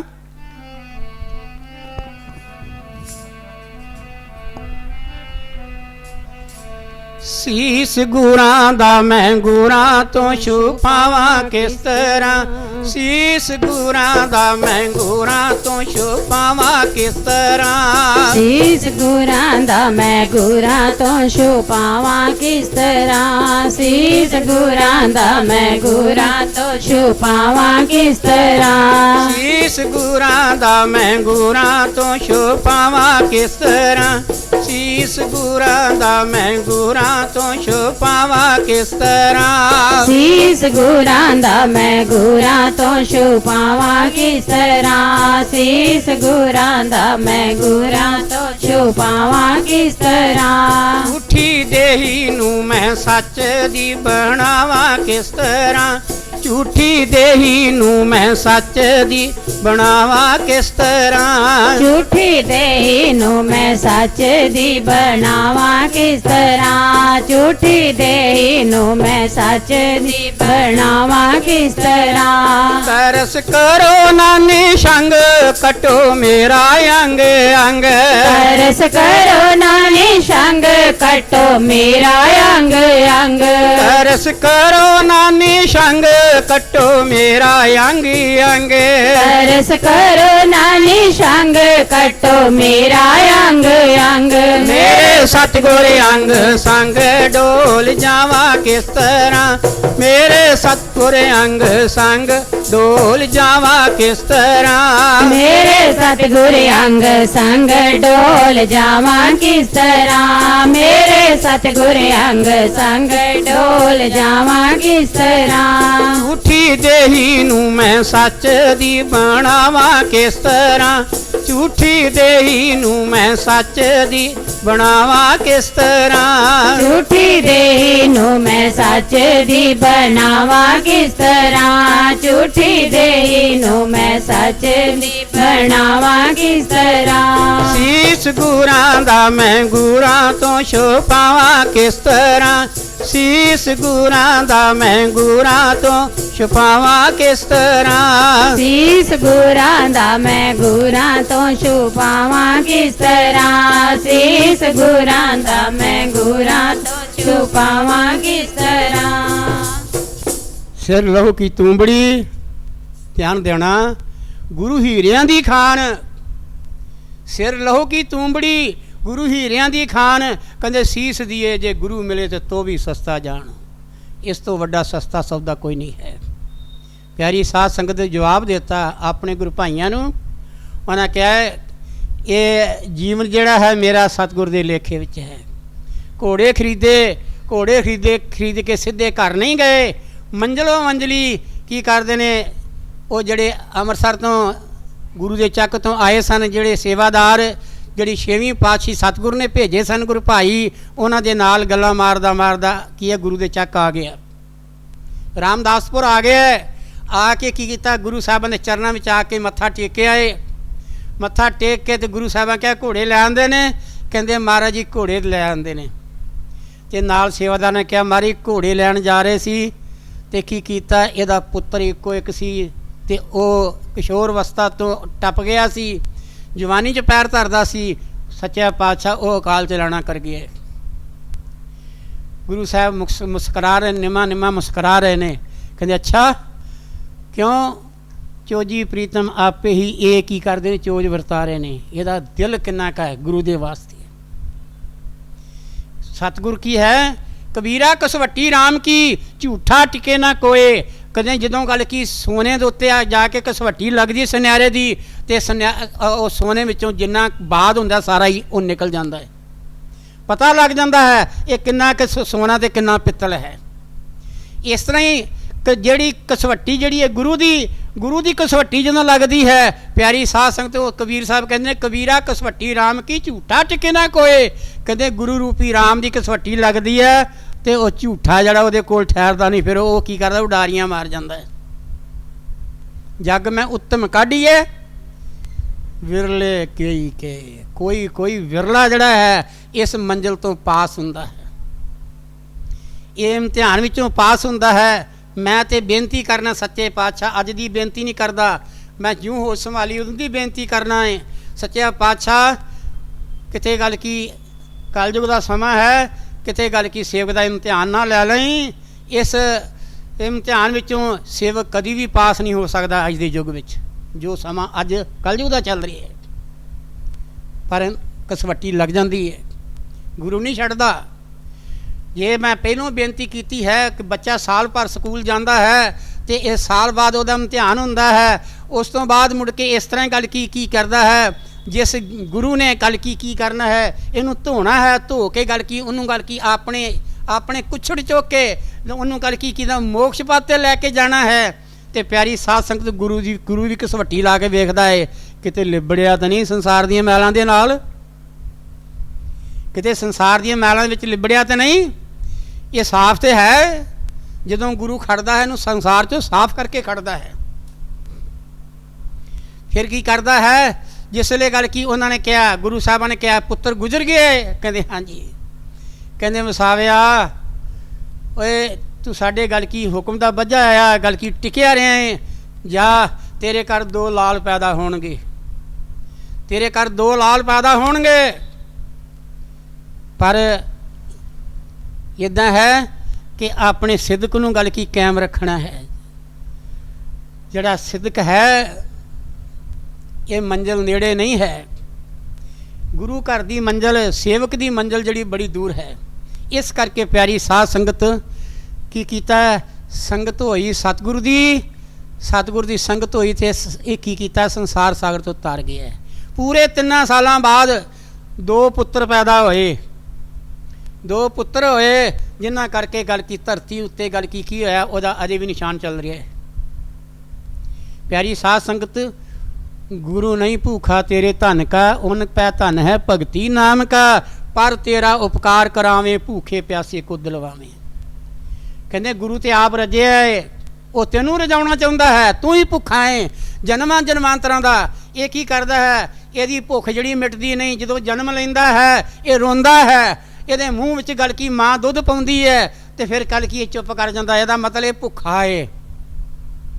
ਫਿਰ ਕੀ ਕਰਦਾ ਹੈ, ਜਦੋਂ ਹੋਸ਼ ਸੰਭਾਲਦਾ ਇਹਨੂੰ ਪਤਾ ਲੱਗਦਾ ਹੈ ਕਿ ਕਿਸੇ ਦੁਕਾਨ ਤੋਂ ਟੌਫੀਆਂ ਮਿਲਦੀਆਂ ਨੇ, ਮਿੱਠੀਆਂ ਨੇ। ਫਿਰ ਕੀ ਕਰਦਾ, ਉਂਗਲੀ ਉਧਰ ਨੂੰ ਕਰਦਾ ਹੈ, ਉਧਰ ਜਾ ਕੇ ਟੌਫੀ ਲੈ ਕੇ ਦਿੰਦੇ ਨੇ ਤੇ ਗੱਲ ਕੀ ਉੱਥੋਂ ਵੀ ਗੱਲ ਕੀ ਸਿੱਧ ਹੋ ਜਾਂਦਾ ਹੈ ਕਿ ਇਹ ਜ਼ਬਾਨ ਦਾ ਭੁੱਖਾ ਹੈ, ਵਾਸ਼ਨਾ ਦਾ ਭੁੱਖਾ ਹੈ, ਇਹਨੂੰ ਟੌਫੀ ਚਾਹੀਦੀ ਸੀ। ਫਿਰ ਕੀ ਕਰਦਾ ਹੈ, ਮੰਗਦਾ ਕਿੱਥੇ ਤੱਕ ਪਹੁੰਚ ਜਾਂਦਾ ਹੈ। ਪਿਆਰੀ ਸਾਧ ਸੰਗਤ ਫਿਰ ਵਿਦਿਆ ਮੰਗਦਾ ਹੈ, ਵਿਦਿਆ ਤੋਂ ਬਾਅਦ ਨੌਕਰੀ ਮੰਗਦਾ ਹੈ, ਨੌਕਰੀ ਤੋਂ ਬਾਅਦ ਗੱਲ ਕੀ ਕਰਦਾ, ਫਿਰ ਇਸਤਰੀ ਮੰਗਦਾ ਹੈ, ਬਾਲ ਬੱਚਾ ਮੰਗਦਾ ਹੈ, ਘਰ ਮੰਗਦਾ ਹੈ, ਫਿਰ ਰਿਸ਼ਤੇਦਾਰ ਚੰਗੇ ਮੰਗਦਾ ਹੈ, ਯਾਰ ਦੋਸਤ ਚੰਗੇ ਮੰਗਦਾ ਹੈ, ਧਨ ਮੰਗਦਾ ਹੈ, ਗੱਡੀਆਂ ਮੰਗਦਾ ਹੈ, ਕਾਰਾਂ ਮੰਗਦਾ ਹੈ, ਮੰਗਦਾ ਹੀ ਮਰ ਜਾਂਦਾ ਹੈ।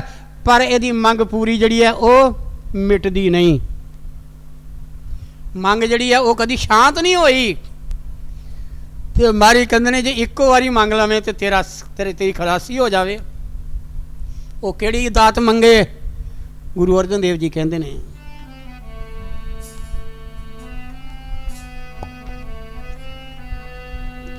ਮੰਗਣਾ ਏ ਜੀ ਅਸਾਂ ਹਾਰੇ ਜਸ ਗੁਰਾਂ ਕੋਲੋਂ, ਮੰਗਣਾ ਜੀ ਅਸਾਂ ਹਾਰੀ ਜਸ ਗੁਰਾਂ ਕੋਲੋਂ, ਮੰਗਣਾ ਜੀ ਅਸਾਂ ਹਾਰੇ ਜਸ ਗੁਰਾਂ ਕੋਲੋਂ, ਮੰਗਣਾ ਜੀ ਅਸਾਂ ਹਾਰੇ ਜਸ ਗੁਰਾਂ ਕੋਲੋਂ, ਮੰਗਣਾ ਜੀ ਅਸਾਂ ਹਾਰੀ ਜਸ ਗੁਰਾਂ ਕੋਲੋਂ, ਮੰਗਣਾ ਜੀ ਅਸਾਂ ਹਾਰੀ ਜਸ ਗੁਰਾਂ ਕੋਲੋਂ, ਮੰਗਣਾ ਜੀ ਅਸਾਂ ਹਾਰੇ ਜਸ ਗੁਰਾਂ ਕੋਲੋਂ, ਮੰਗਣਾ ਜੀ ਅਸਾਂ ਹਾਰੇ ਜਸ ਗੁਰਾਂ ਕੋਲੋਂ, ਹਾਰੀ ਜਸ ਗੁਰਾਂ ਕੋਲੋਂ, ਹਾਰੇ ਜਸ ਗੁਰਾਂ ਕੋਲੋਂ, ਹਾਰੇ ਜਸ ਗੁਰਾਂ ਕੋਲੋਂ, ਹਾਰੇ ਜਸ ਗੁਰਾਂ ਕੋਲੋਂ, ਹਾਰੀ ਜਸ ਗੁਰਾਂ ਕੋਲੋਂ, ਹਾਰੇ ਜਸ ਗੁਰਾਂ ਕੋਲੋਂ, ਹਾਰੇ ਜਸ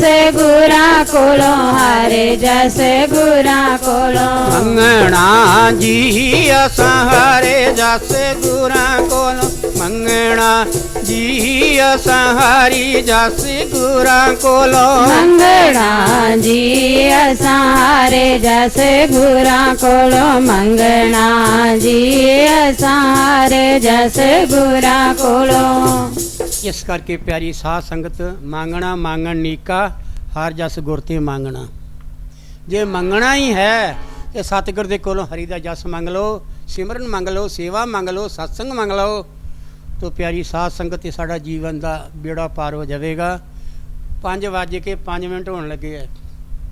5 ਵਜੇ ਪੂਰੇ ਭੋਗ ਪੈ ਜਾਇਆ ਕਰੇਗਾ, 3 ਵਜੇ ਸ਼ੁਰੂ ਹੋਇਆ ਕਰੇਗਾ। ਮੈਂ ਬਾਈ ਜੀ ਨੂੰ ਵੀ ਕਹਾਂਗਾ ਜੇ ਘੱਟ ਤੋਂ ਘੱਟ ਅੱਧਾ ਘੰਟਾ ਇਹਨਾਂ ਨੂੰ ਚਾਹੀਦਾ ਟਾਈਮ ਲੈਣਾ। ਇਹ ਸ਼ਬਦ ਬੋਲਣ ਜੋ ਮਰਜ਼ੀ ਬੋਲਣ, ਫਿਰ ਦੂਸਰੇ ਨੂੰ ਟਾਈਮ ਦੇਣਾ ਚਾਹੀਦਾ ਹੈ। 4 ਵਜੇ ਤੋਂ ਲੈ ਕੇ 5 ਵਜੇ ਤੱਕ ਮੈਂ ਸਤਸੰਗ ਕਰਾਂਗਾ। ਤੇ ਦਿਨ ਛੋਟੇ ਹੋ ਗਏ ਨੇ, ਇਸ ਕਰਕੇ ਗੱਲ ਕੀ ਹੁਣ ਇਹ ਟਾਈਮ ਬਦਲਿਆ ਹੈ। ਇਸ ਕਰਕੇ ਥੋੜ੍ਹਾ ਸਮਾਂ ਕੱਢ ਕੇ ਸਤਸੰਗ ਜ਼ਰੂਰ ਆਇਆ ਕਰੋ। ਸੇਵਾ ਕਰਕੇ, ਸਿਮਰਨ ਕਰਕੇ ਇਹ ਸਮਾਂ ਹੱਥੋਂ ਨਾ ਛੱਡਿਓ। ਜੇ ਸਮਾਂ ਹੱਥੋਂ ਛੁੱਟ ਗਿਆ ਤੇ ਮੁੜ ਕੇ ਪਿਆਰੀ ਸਾਧ ਸੰਗਤ ਤੁਹਾਡੀ ਰਫਤਾਰ ਢਿੱਲੀ ਪੈ ਜਾਂਦੀ ਹੈ। ਕਿਉਂ? ਸਤਸੰਗ ਹੀ ਤੇ ਇੱਕ ਐਸੀ ਚੀਜ਼ ਹੈ ਜਿਹੜੀ ਸਾਨੂੰ ਟੁੰਬਦੀ ਰਹਿੰਦੀ ਹੈ, ਜਿਹੜੀ ਸਾਨੂੰ ਲਾਹਨਤਾਂ ਪਾਉਂਦੀ ਹੈ। ਰਾਤ ਨੂੰ ਜੇ ਸਿਮਰਨ ਤੇ ਨਹੀਂ ਬਹਿੰਦਾ ਤੇ ਸਤਸੰਗ ਸੁਣ ਕੇ ਸਿਮਰਨ ਤੇ ਬੈਠਣਾ ਸ਼ੁਰੂ ਹੋ ਜਾਂਦਾ ਹੈ। ਸੇਵਾ ਨਹੀਂ ਕਰਦਾ ਤੇ ਸੇਵਾ ਕਰਨ ਦੀ ਜਸ ਇਹਦੇ ਅੰਦਰ ਉਮੰਗ ਪੈਦਾ ਹੁੰਦੀ ਹੈ। ਇਹਦੇ ਅੰਦਰ ਗੱਲ ਕੀ ਕੀਤਾ, ਦਰਸ਼ਨ ਕਰਨ ਦੀ ਉਮੰਗ ਪੈਦਾ ਹੁੰਦੀ ਹੈ।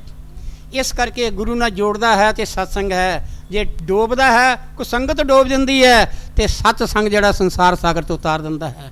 ਬੋਲੋ ਸ਼੍ਰੀ ਸਤਿਗੁਰੂ ਦੇਵ ਮਹਾਰਾਜ ਕੀ ਜੈ।